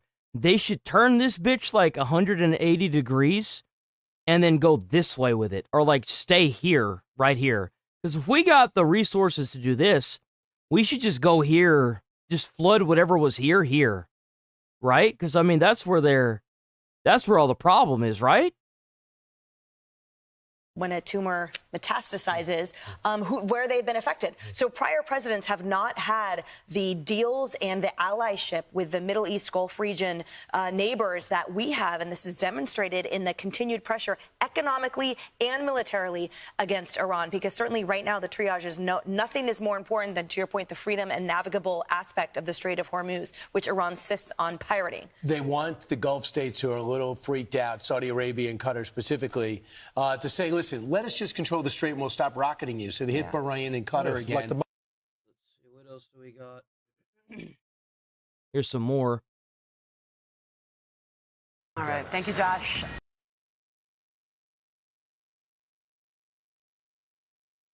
Also breaking at this hour, the U.S. launching its second round of strikes in 24 hours in response to Iran firing on ships in the Strait of Hormuz. U.S. forces hit approximately 90 Iranian targets. And Tehran responding by firing on American allies across the region. The back and forth attack. That's all they have, huh? They can't even attack America. They can't even attack America. They got to sit here and attack the weaker people to keep them terrorized. It's insane. It's insane how these people operate. Acts coming just weeks cowards, after a hard-fought deal to end this war. President Trump renewing his threat to, quote, finish the job. We just hit them very hard. And I'd say we hit them 20-1. Every time they hit us, we're going to hit them 20. And we did it last night. They did a little something today, but it was really retribution for last night. They hit actually 3 boats, not 2. And when they hit, we hit back much harder. Are they really trying to say that we are losing the war? We're not even losing American soldiers, which is a good thing, right? But like these guys are getting ratioed. They can't even attack us. They're attacking like our allies instead. How much? Like, it's not even like cowardice at this point. It's just straight up stupidity. Maybe they think that if they attack the UAE will bring down pressure on Trump. But like, Trump should just be like, I don't care. Well, why should Trump care what the UAE says? If the UAE is allowing Iran to do this, then they're part of the problem. The UAE should just be thankful we're not bombing them either. Like, if that's really what's going on here, like, it just so much is going on with this. Is reporting live out of Tel Aviv for us right now, Mike. And Sandra, Iran has been firing at its neighbors for the first time in this round of fighting. Hostile aircraft have entered Jordanian airspace. The Jordanians say they shot down some 8 missiles. U.S. Embassy staff that was ordered to shelter in place. No injuries. The U.S. hit multiple targets. So they can't even hit the embassies in these other countries. Their stuff is so jank, they can't even hit their targets. Bridges on rail lines that the U.S. says were used by Iran to transport weapons. What did I say? What did I say yesterday? I said this yesterday. Take out the rail system that's connecting Iran to China. I said this yesterday. What did I say? I said it. Those were hit. U.S. Central Command says some 90 different targets were taken out in Iran last night. 80 were hit the night before. Now, Iranian state media reported explosions in southern port cities. Explosions in Bashir, home to that massive nuclear power plant complex. The U.S. says the targets were on the coast. The power plant was not hit. We've got video of explosions in the port city of Kabakar. Iranian you think the missiles are like a dildo flapping in the wind when they're coming in, right? They look like little limp noodles. It went into Kuwait, Qatar, Bahrain. Kuwait says they shot down 3 ballistic missiles, a cruise missile, and 10 drones. The Kuwaitis also say one person was hit by debris. President Trump says the Iranians have been calling him and want to make a deal. We've already won militarily. They have very little. They have very little left, and they want to make a deal so badly. They called a little while ago. They want to make a deal so badly. If they want to make a deal, then why didn't they keep to the one that they had? Don't know if they're worthy of making a deal. I don't know that they're going to honor the deal. That's the problem. They won't. The 6-day funeral for the late Grand Ayatollah Ali Khamenei is now in its final day. Mourners in the casket crossed into Iraq, the holy cities of Najaf and Karbala. They're back in Iran today with a burial for Khamenei planned in the town of Mashhad, where he was born, where he received his religious education. Iranian notables, even one general who was marked for death, all made an appearance at this funeral. The no-show is the new supreme leader, Mojtaba Khamenei. He's got to make sure he stays in his hidey hole, because if he keeps pulling up these targets, these innocent people and these tankers and these places in all these foreign allied countries to America, they know they're going to blow his ass up. That's why he's staying inside of his little hidey hole. Security staff said security concerns were the reason he did not show up, but there's a lot of speculation that he was badly disfigured in this first round of fighting. Sandra, back to you. Got it. Mike Tobin with the update out of Tel Aviv for us. Mike, thank you. Sandra, over here on the board, we'll show you what we can here on the maps for what's happened this week. All right, you go back to Monday and Tuesday, July 6th and 7th. There were 3 different ships, 3 different vessels that were passing along this Oman coastline here, okay? And 3 of those were targeted by the Iranians, and that's what helped precipitate the U.S. response. So 2 nights back to back. We'll show you in a moment what they were going after, the U.S. military was. But if you look at this, the U.S. strikes in July 7 and 8. And just looking at this map, I didn't even know where the hell they were, but I know that this is the problem area. While we got the Navy blockade here, we should be right here. We should just flood this area right here. Coastline, Persian Gulf, Strait of Hormuz, all these targets up to the border with Iraq have been now in the sights of the U.S. military. By the way, this is no small coastline. It's about 950 miles long. The comparable geography would be the... It don't matter how long the coastline is. Figure out the problem spots. Figure out where the problem spots are. We know this is a problem spot right here. This is where everything's happening right here. I don't care about all this. Nobody cares about all this crap. What's going on right here? That's where all the problems have been. Every single bombing, every single tanker thing, all the land, the water mines, it's all been right here. That's where we need to be. Right here. Not here. Not all the way up here. Right here. Coastline of California. That's how big of an area we're talking about. The Iranians, in turn, yet again have responded, hitting sites in Qatar. The Navy's 5th Fleet in Bahrain was a target as well. And here in Kuwait, where the U.S. Army has a big installation there, the Kuwaitis are saying last night 3 ballistic missiles they intercepted, 1 cruise missile, and 10 hostile drones from Iran hit overnight. Over here on the big board here. So from July 7 and July 8, this is what we're looking at in the Persian Gulf and what the U.S. military is trying to control. Swing on over here. Night number 1, 2 nights ago, you had 80 Iranian military targets in their sights. They include coastal radar sites that I just showed you over there, some of these command and control networks and the anti-ship missile capabilities. Then last night, we had about 90 Iranian military targets occluded a bridge in northeastern Iran, but primarily the similar sites here now, air defense systems, coastal Well, they surveillance also assets, said, and they these- did also say that while we were in the ceasefire, where we ceased and they fired, they also restocked all their stuff. So there's that as well, that they got all their missile sites restocked and everything. naval capabilities. There have been dozens of these small Iranian boats that have What's been going to taken need out. to happen is that we're going to have to start, I don't know who's running this, but they need to figure out how they're restocking them and start taking that out. If it's tunnel systems, send in bunker bombs to bust up the tunnels. If it's railway, blow up the railways. If it's by road, blow up the roads. Figure out where they're coming from, blow those things up, blow up the cars they use to transport them, blow it all up. Anything that fucking moves that is going towards a military site, blow it up. Completely obliterate it. Send in bunker busters around the sites where you see them, those encampments with the missile launchers. Send in bunker busters right on top of them. Blow up the ground. Just this week alone. I'm going to bring in Dan Hoffman to join Sandra and me. And sir, good morning to you. Are we back at war?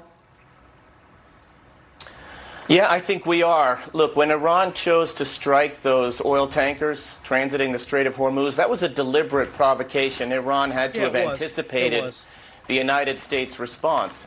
And they did that because a state of war against the United States and against Israel and our Gulf allies, that's oxygen for this hardline IRGC regime in Iran. I think they also want to test the United States by driving up oil prices and disrupting trade, global trade, with an eye towards gaining some leverage in their interaction with the United States. I don't even know if we'll see negotiations as were planned before these strikes in Islamabad on 11 terrifying. July. What the hell is the rods of God? What the hell is that? I've never heard of that. What is a rod of God?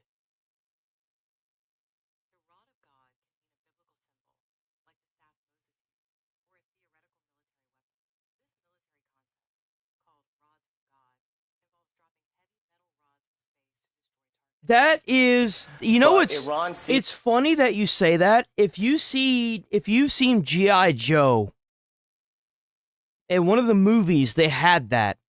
They got rid of nukes, and then they used it to, they used a metal rod that went into the earth that, tore up, I think it was France or Paris or something, right? I think I know what you're talking about. I kind of wonder if we have that technology. This is an opportunity, I feel like especially it wouldn't be as devastating as you think it would be. in advance of the midterms, to gain some leverage. Dan, this is a post from the Institute of the Study of War. That's what I'm saying. Why don't we use the space lasers, man? We know they got them, Israel. Come on, man. What's taking y'all so long? We know y'all got the space lasers. Come on. Late yesterday, Iran's behavior after the latest U.S. strikes indicates that the Iranian regime values control over the strait more than avoiding renewed escalation with the United States. To your point about us needing to keep the strait open and continuing to block Iran's oil They're currently exports, being it built. seems to me- Hey, as long as we get the Jewish space lasers soon, I'm okay with that. All right? I actually don't mind living under Jewish rule. It's a lot like Christianity. They don't have any weird rules, and they don't make things suffer when they get killed. I can live with that, all right? Their laws don't constrict everything to the point where you can't do anything. What you're saying is I'm this fine needs with to this. be a continuous stop of any flow of money to Iran. It does. You know, I say that. We all know that if the Jewish are currently making the space lasers, America probably already has them. That's the scary part about it, is that there could be an American space laser called the Patriot laser over Iran right now, and Trump's just like this over the button. He's like, not today, not today, not today. He'd be sleeping at night, and then he gets a call at 3 a.m, and they're like, Trump, they did it again. He's just like,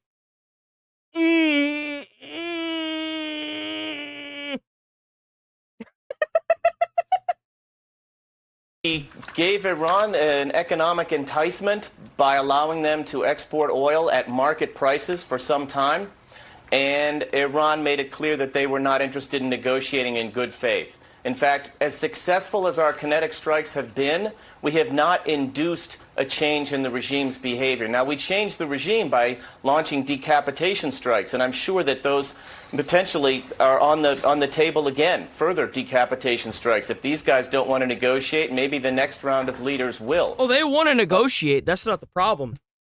The problem is that when they negotiate, they lie. Can't be trusted. But I think that's at the heart of it, Sandra, that we need to ensure that the Strait of Hormuz is open, that we're doing that independently, while simultaneously blockading Iran from exporting oil. Okay, let's take it a step deeper. Wall Street Journal editorial board. Trump tells the truth about Iran. He's right that Iran's regime has been wasting his time. It's the best in the world at that. 20 days in the memorandum of understanding, 60-day negotiation period, nuclear talks have hardly begun. Dan, we saw a different side of this president when he was in Turkey. Okay, now, a couple times, I kind of wonder if somebody in America, like maybe Legacy Media or something, is keeping his lid on.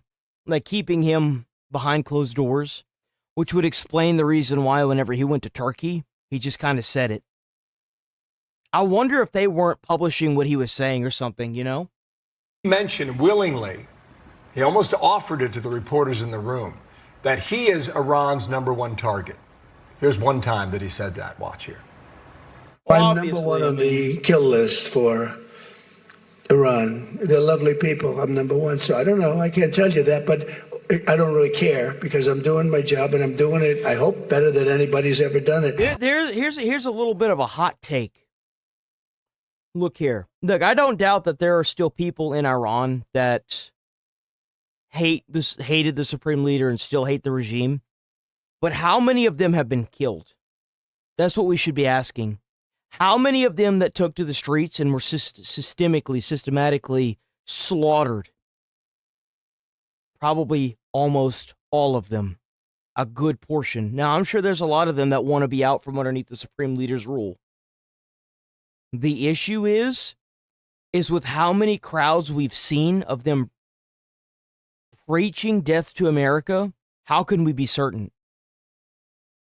You know what I'm saying? How can we be certain?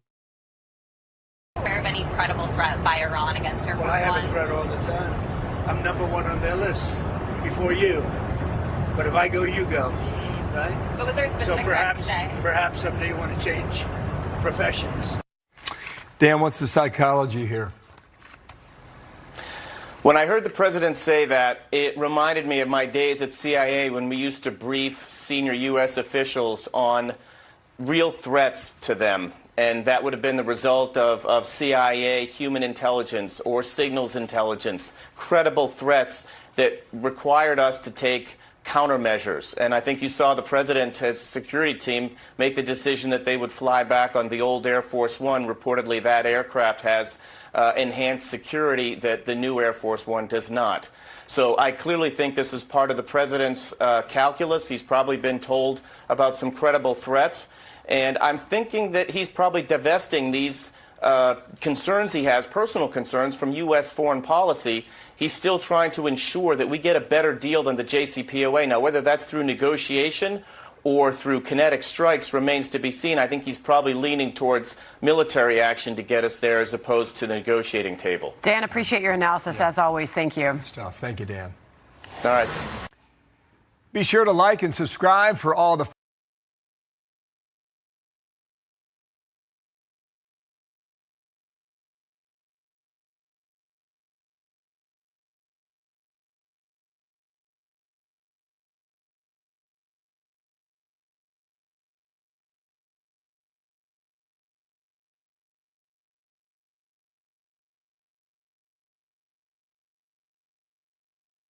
Well, there's not really much else to this. Just in judge sentenced for helping migrant evade ICE. Ooh, here we go.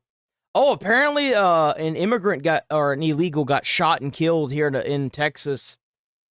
Maybe he should have done it, huh?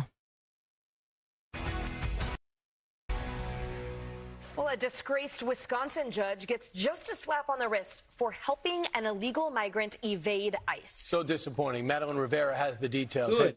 They need to start doing this all over the country. If you see, you get these video cameras of these judges trying to help these immigrants that should be immediately detained and deported. Then and you see these judges doing that, you need to start taking these judges and deporting them with them. Send them out. Hi, good Send them out of the morning, country. Patrick. Milwaukee County Judge Hannah Dugan has been ordered to pay a $5,000 fine. She will get no jail time despite federal prosecutors asking for 15 to 21 months behind bars. Dugan was convicted of felony obstruction in December. Prosecutors say she helped Eduardo Flores Ruiz, who was in the country illegally from Mexico, escape federal agents as they tried to serve him a warrant at her courthouse last April.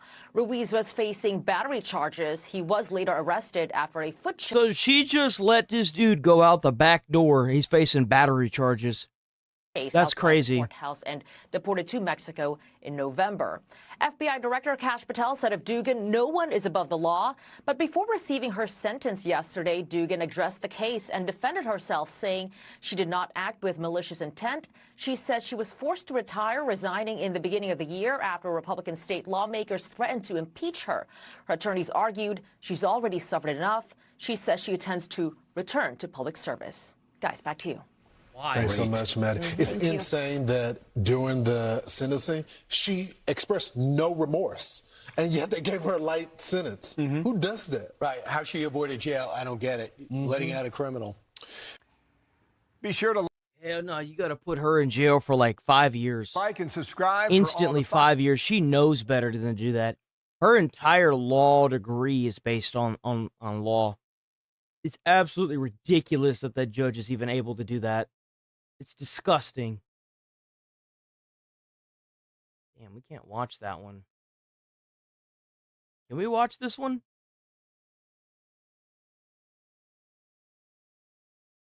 Oh, this is the one I saw yesterday. This sergeant has no idea that he's about to be thrust into one of Ohio's most notorious criminal cases.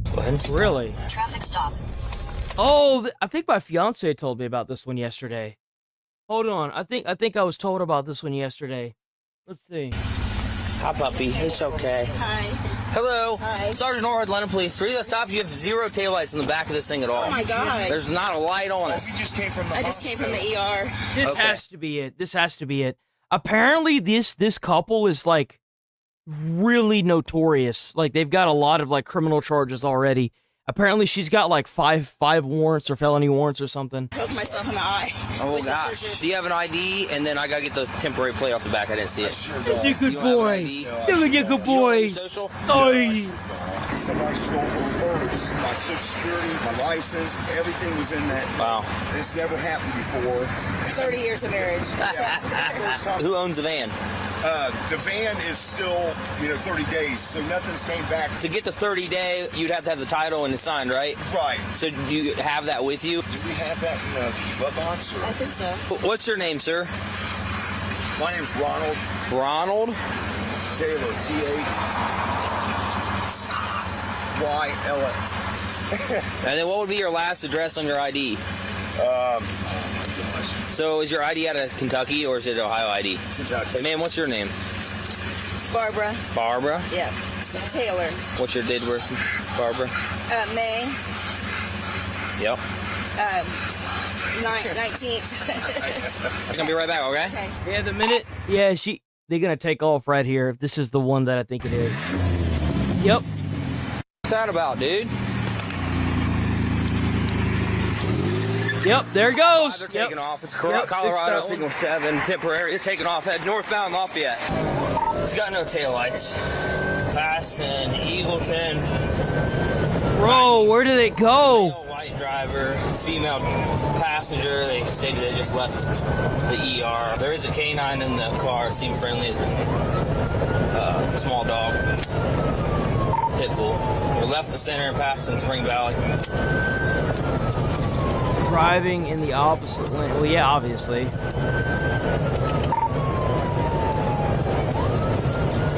Did the taillight just come on? Is that the taillight? Or is that... No, maybe that's the reflector. Still on 42, just past old 42. Speed's 81, no traffic. Looks like we're getting on. Bro, they decided to run on like the worst night of the entire like. There's just no traffic, bro. Disregard stayed on 42.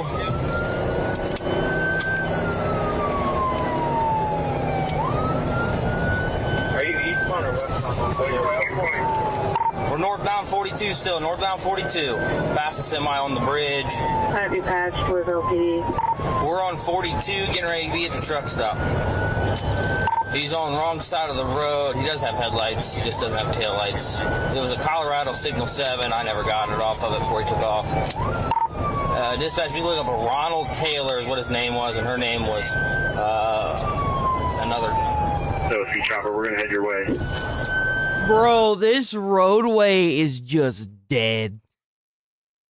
They're not getting away from the police cruisers on this road, which is beautiful. Bro. Oh, it's a truck stop. Aviation, I'll tell you. Pulling in the TA, over a curb. Damn. Oh, look, the curve knocked one of the lights back on. Right at the front of the TA, stopping. Oh, they're getting out. You better stop! You better stop! They're running. Hello, I play. I'm gonna tase you. You're gonna get tased. God! Wait, what just happened? Why is his pants down? He's got a gun in his hand. Drop the gun!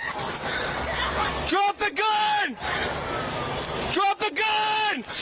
He's got a gun! He's got a gun! Get on the ground! Put it down! He's got a gun! We're in the TA parking lot. White male, no pants on. Heading towards semis, heading towards 70 by the water tower. They're getting in a semi right now over here.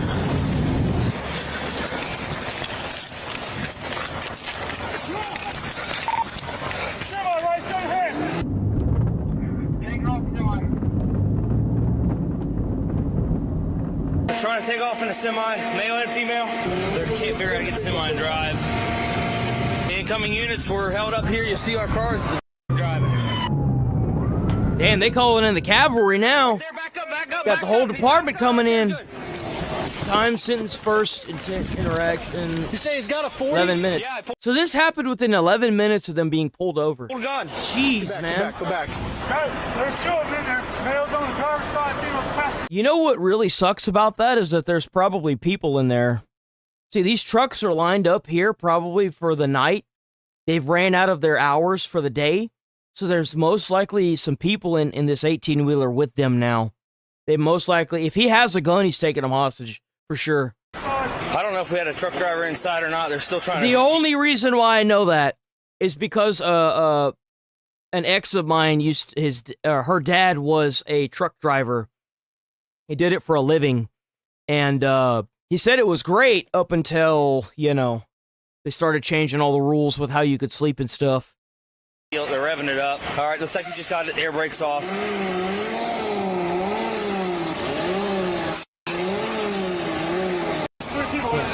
Can't see that. If you're wondering why I'm skipping through certain sections, we can't see the firearm on YouTube. It's a suspension, so that's why. Right in front of you. Can't look at the firearm. Driver, step out of the semi with your hands up. Hard to stop 6 if he takes off. I got him in mine too up front. His van's right here, my right, so he may try to go that direction.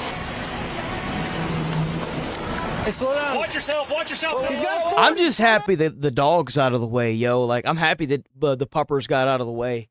I was gonna be mad, dude, if the dog got something happened to the dog. I was gonna be mad. Side block, so you have to throw the spikes over there. You got that dumpster for cover. Bailey, once you're ready, get your stop sticks out in case he comes your way. Man, look, dude, they still piling in cops. What are you doing? Bro, there's gonna be more cops at that truck stop than there's gonna be actual trucks.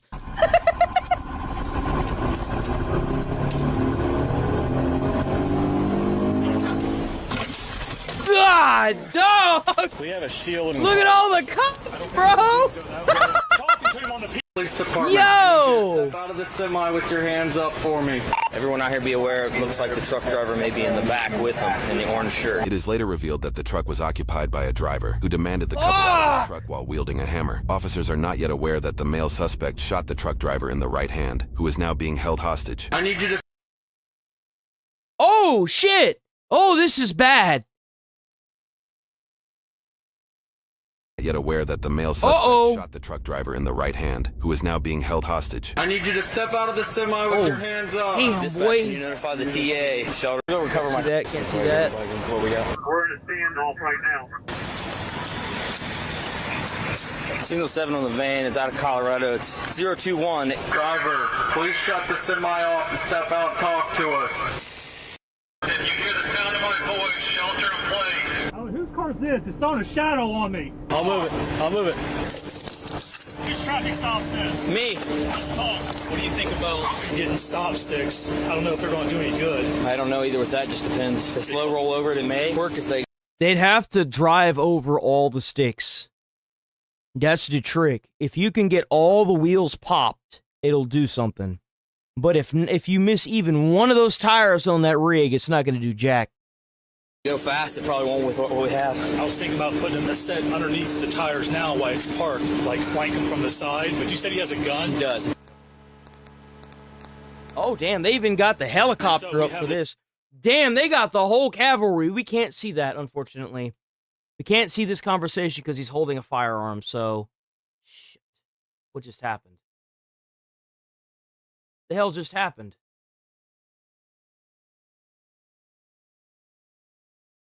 The driver. So we have the driver of the truck in there. Yep. The driver of your van. Yep. The female passenger. So we have at least 3 occupants. And it looks like a Warner guy in the orange. She's in on it. She has to be in on it because she ran with him. She didn't turn herself in. She has to be in on it. Sure. We have a hostage situation, essentially. If we can work our way around... Maybe go back behind that fence, those trees. What do you think? I'm good with it. You're in charge. I'm good with it. Cover of darkness. Yeah, use your darkness. Chopper 2 West Jeff, we're rolling up right now. We've got all the units right there at the PA. Going to the east and then approach from the rear. Hey, let's go real deep. Chopper 2 to the ground hits. Which bomb tail is it? 1, 2, 3, 4, 5 in. It's the 5th one in, right? Yeah. Yeah, 5th or 6th one in. One of the lights on. Right, we got eyes on it now. Occupied by 3, 2 suspects, 1 hostage. If he takes off, he's ready to chase. We'll let the chop 1 semi off and work our way beside it. All right, move.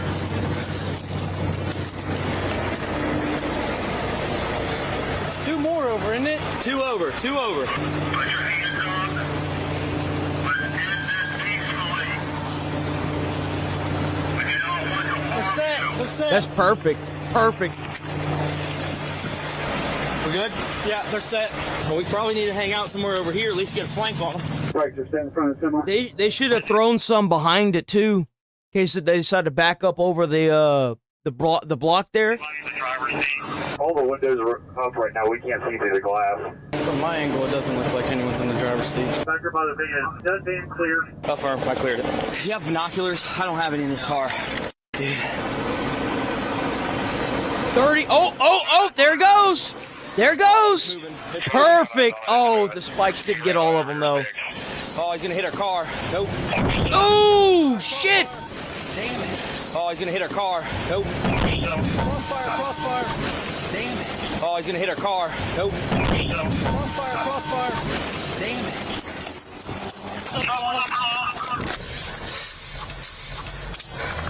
I did. My cruiser. Holy crap. Here we go. This is about to be bad. Oh, this is the 18-wheeler. Holy shit, the 18-wheeler has a dash cam. Northbound on 42 towards 70. Continuing on northbound on 42. Hey, I'll stay with you. Dang, this is about to get bad. This is about to be bad. TA can get this car out of here. God. They didn't even get all the tires either.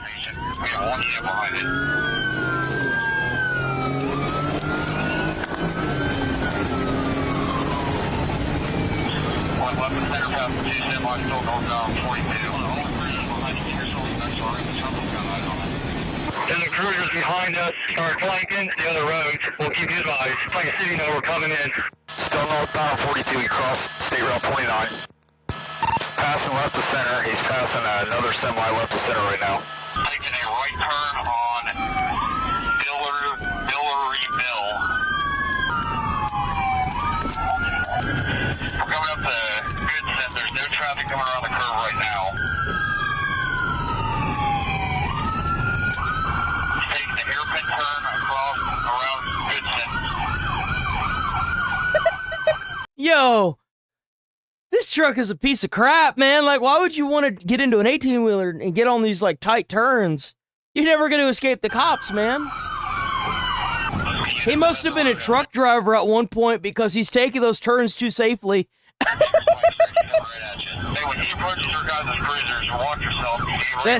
That CDL safety's too ingrained. About 45, 50 miles an hour.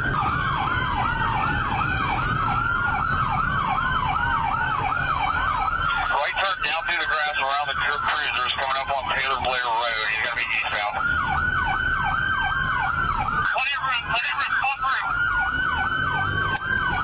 Eastbound on Taylor Blair.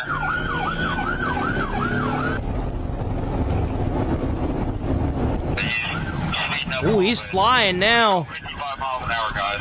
Ooh, that is dangerous speed right there. Hey, should we terminate or no? We're coming back to That's danger speed right there. If he hits somebody, or if he flips that truck, it's gonna kill everybody involved. terminate. Alright. You got traffic coming at you on Taylor Blair. You know, just so you're aware.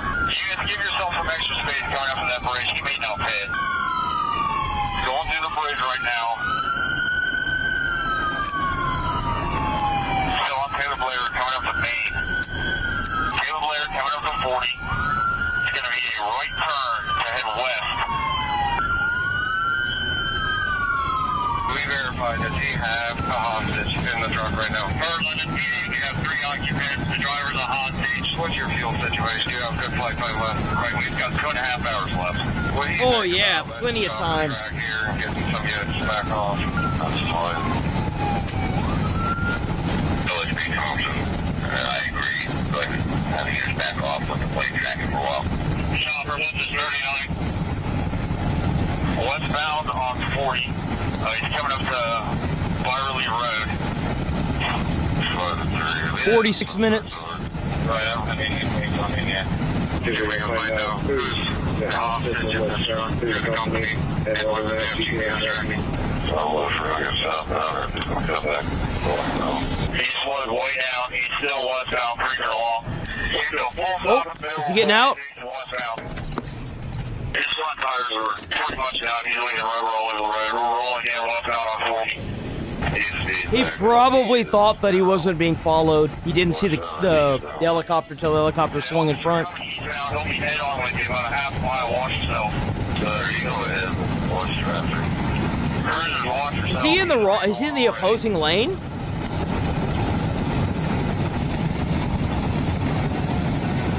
Oh my God! We got 40. Bro. Traffic stop.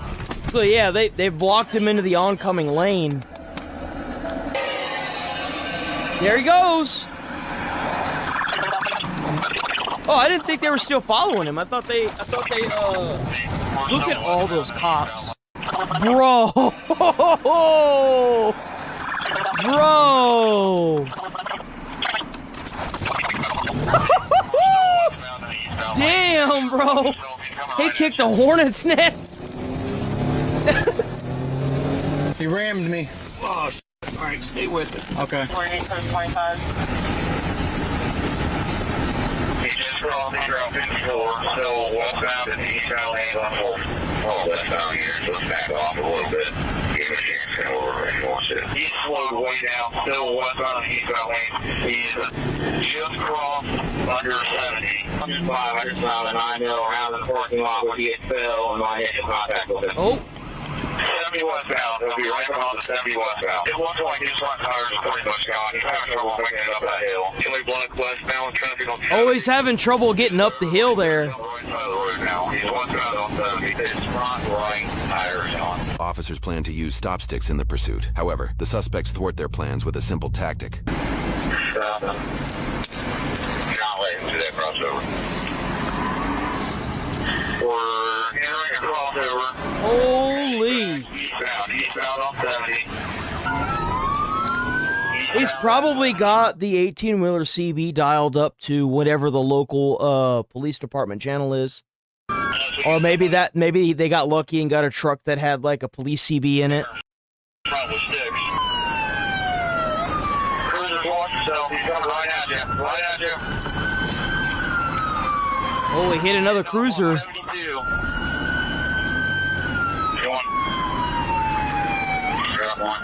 Going to me. Going northbound. Northbound on 72. 72 coming up the level. Turn your lights off. Disengage. We're going to stop. See where it goes. Let the chopper follow it. Go ahead and back way off. Let them think we stopped. What did you get me into? He hit my Look cruiser. at all those cops. Look at all those friggin' cops. Yeah. Another one. What does he mean another one? My cruiser. Another one? Yeah. So he was involved in another high-speed pursuit that he got his a different cruiser like damaged as well. Man, this guy needs to stop pulling people over. He needs to stop pulling people over. Back south on 72. Back south on 72. Alright, he's changing directions on this. He could be listening on the scanner app. Can we grip? I knew it. I knew it. I knew it. They figured it out finally. South on 72. Alright, he's changing directions on this. He could be listening on the scanner app. Can we grip? He slipped around both times right when I said I knew it. Dude, I feel so validated right now. It's not even funny. It's not clear if the suspects were listening to police radio. Regardless, the suspects did not circumvent the next stop stick deployment area. They've been running from the police for an hour and 30. Even after running over two separate stop sticks, the semi is able to keep pushing forward. Yeah. up here, they got sticks. Dang, bro, look at the trail it's leaving.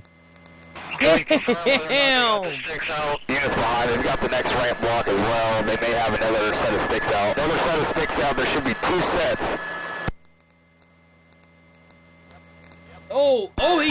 He's dragging them. He's dragging the stop sticks. But I think they fell off the back. They went under most of the tires. Still in the center lane, he's crossing under truck pipe. All the stop sticks are on the left shoulder. Oh, look at that tire just blowing up. Watch yourself, it's going straight back toward the cruisers. Have you given Indiana a heads up, just in case? We'll make contact with them now. Take the exit. Take the exit. We'll be going north. Right forward now. Just so you know, we do not have a front way. Units leave the left lane clear. Left lane clear. Stop. Center lane. Oh, he might be done. Is not exiting right now. We're stopping the center lane. He's cracking the driver's side door. Looks like he shut it again. He cracked it for a second. He's still sitting in the center lane. Both doors and windows are still closed. Once I get probably two more SRT, we're going to go parallel with the truck and just try and visually make contact. Stop her. How much flight time you have left? About an hour and 15. Oh, an hour and 15, so he's got some time. I don't know why they don't just put a slug through the radiator. That would shut the truck down right away. They should put it right in front of that thing so it can't take off. What's that, Ohio State? Wait, what is that thing? Is that what is that on top of that Bearcat? What is that? Ohio State Highway Patrol Special Response Unit Bear. Well, I know it's a bear, right? But what is that on that vehicle? What is that? I've never seen that. He's with us through the window, kind of chicken scratch writing on some notes. He's asking for cream, Cold Mountain Dews, and cigarettes. Yo! This dude's really trying to get some Cold Mountain Dews and some cigarettes? He's asking for cream, Cold Mountain Dews, and cigarettes. If we're able to get some Mountain Dews and some cigarettes, there's a chance you might let them get on the other side. Do you want to get a negotiator? Yes, please. Somebody get him some Mountain Dews and a pack of cigarettes. I got cigarettes in the car. Okay, perfect. Get him some waters. He wants a box of Marlboros and Mountain Dews. I'm not saying he's going to get them right away, but if we can still work on getting those two items, he wasn't too happy with the box that he was given. I want those items where at some point if we can Ooh, I see a doggy.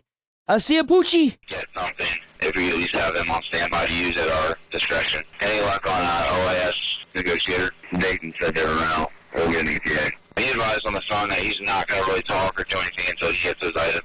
So just let me know when they're here. We can go from there. He's hung up on me a couple times now. Okay, I'll let you know. Officers have now identified the two suspects as Rodney and Elaine Hellman, a married couple with extensive criminal histories. Investigators also learned that both were wanted on multiple felony warrants, reportedly tied to drug and theft offenses. With that information in hand, negotiators know the stakes are high. Bro, they're trying to go out like Bonnie and Clyde over here. The Jesus. Hellmans may believe they're facing years or potentially the rest of their lives behind bars if apprehended, making the situation even more volatile and unpredictable. With a hostage driver involved, they need to ensure their safety comes first. We're going to go get fuel, Green County. We'll be back. They're trying to stay off the radio because the media is monitoring. They're just cutting the airlines, keep the brakes engaged. Hey, Jason, we'll go ahead and cut you loose. Get a search warrant, search the truck. Right. Good morning. How are you? Good. You? Morning. Look at this guy. Oh, look at you. What's happening? How are you? Good morning. All right. Need anything else before I head out, Sarge? I don't think so. Well, have fun. Good night. Probably be here a while. They'll reach out and get a statement from you at some point. I was never here. That's not how it works. Lieutenant Thompson was wanting to get some coffee. Oh, I just saw that now. Yeah, I can go handle that. Somebody already sold video from TA. And? The hell is that? Took place at the TA truck stop. Wait, what is that? Somebody already sold video from TA. And? Oh, is that like some kind of coffee or something? Took place at the TA truck stop. What is, I've never seen that before. Can you just... Is that like a thing of coffee with like... Taking off, law enforcement is closely behind. Oh, he's watching the news. Yeah, sometimes sugar, you start getting pissed off. I know, I'm like it. At this point, the emergency response unit plans to move forward and breach the truck in an attempt to save the hostage and apprehend the suspects. I have control. Assault.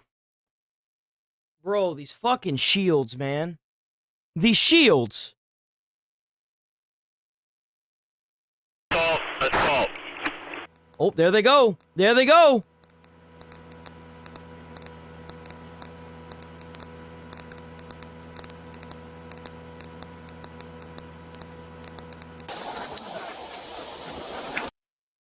See our suspect. It's the gun. We can't see the gun. I ain't worried about nothing else. It's the firearm. Oh, oh, oh, oh, oh. Damn, they put like fucking 50 rounds into the front of that car. Jesus. Shots fired. Shots fired. Sorry, coming out, guys. Coming out. I bet that dude is so happy to be out of that truck. He's like, oh, thank God. He's like, please get me out of here. That poor man, bro. We got two. Male, female, hostage. How many more people are in there? We got two. Male, female, hostage is out. Alright, got moving that a little bit. Regional son on the passenger seat and taking it back in the sleeper. They're both still alive, moving inside. They're up and down, but they both, every time they come up, they're empty-handed. I do not see her, though. Just watch her. Yeah, well, maybe they shouldn't have done it. Maybe they shouldn't have done it, huh? Maybe they should have done it. We're going to try to get him out by hand. Oh, we can't watch that. That's a little too much. That's a little too much. Stupid ass. That Porker 1 and Porker 2. After the incident, both suspects and the hostage were brought to the hospital. The hostage was treated for their hand wound and released. Later that day, both suspects were pronounced deceased at the hospital. Oh, good fucking riddance. Good riddance. Rest in piss, you won't be missed. Fuck around and find out. Enjoy jumping over hot coals in hell where you belong. Absolutely not. Good riddance. Thank God that this blight to humanity is gone. Good riddance. The hell with these two piss stains. Each reportedly sustained a single gunshot wound. This officer involved... Whoever shot them deserves a fucking medal. Over to the Ohio Bureau of Criminal Investigation. In conclusion, the investigation found no charges would be filed, closing the case. Good. Fuck them. Yo, W cops for not hitting the occupant once. W cops, whoever was shooting knew what the hell they were doing. W.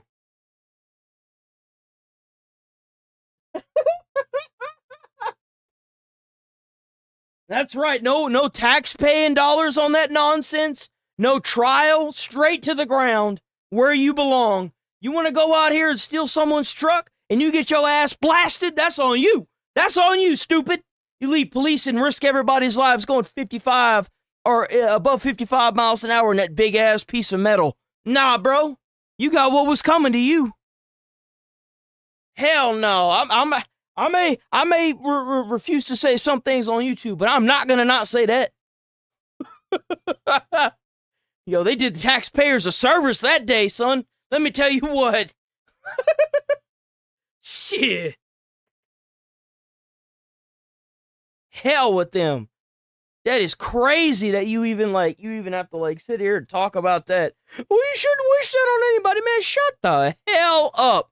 Shut up. Trying to sit here and tell people what they can and can't say. Shut up. What do you like, the Nazi regime? You like a commie country or something? Get out of here. All these damn Karens on the internet trying to tell people what they can and can't say. Well, unfortunately, that is the stream, guys. Had a ton of fun.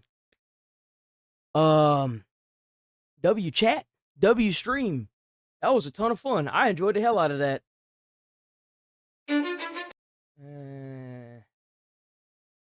Not that one. Where is... Hold on, let me get the music going.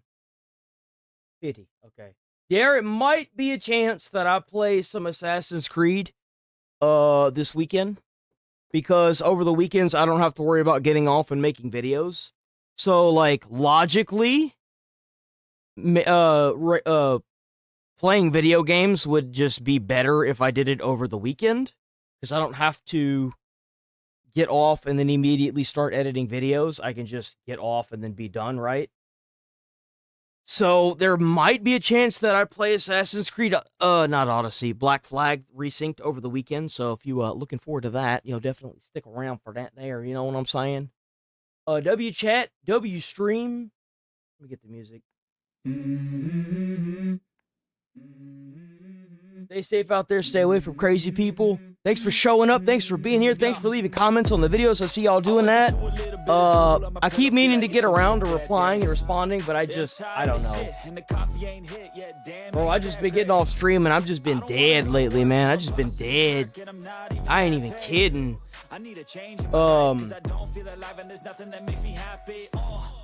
Don't forget to hype the videos. You can hype up to 3 times a week, so make sure you're all hyping. Please keep commenting and liking. Y'all are awesome. Y'all been doing great. I've been seeing a lot of people commenting. W comments, W likes. Stay safe out there. Stay friendly. Stay away from crazy people. Hopefully we find out more about what's going on with Reckless Ben, but like I said, I don't know. I don't know about that. What else? I'll see y'all tomorrow. Bright and early. Enjoy the rest of y'all's days. Try to put a smile on someone's face. You might chance all day or their whole life. You never know. And I'll see y'all tomorrow. Peace. That's right. Good noon, everybody. Good noon.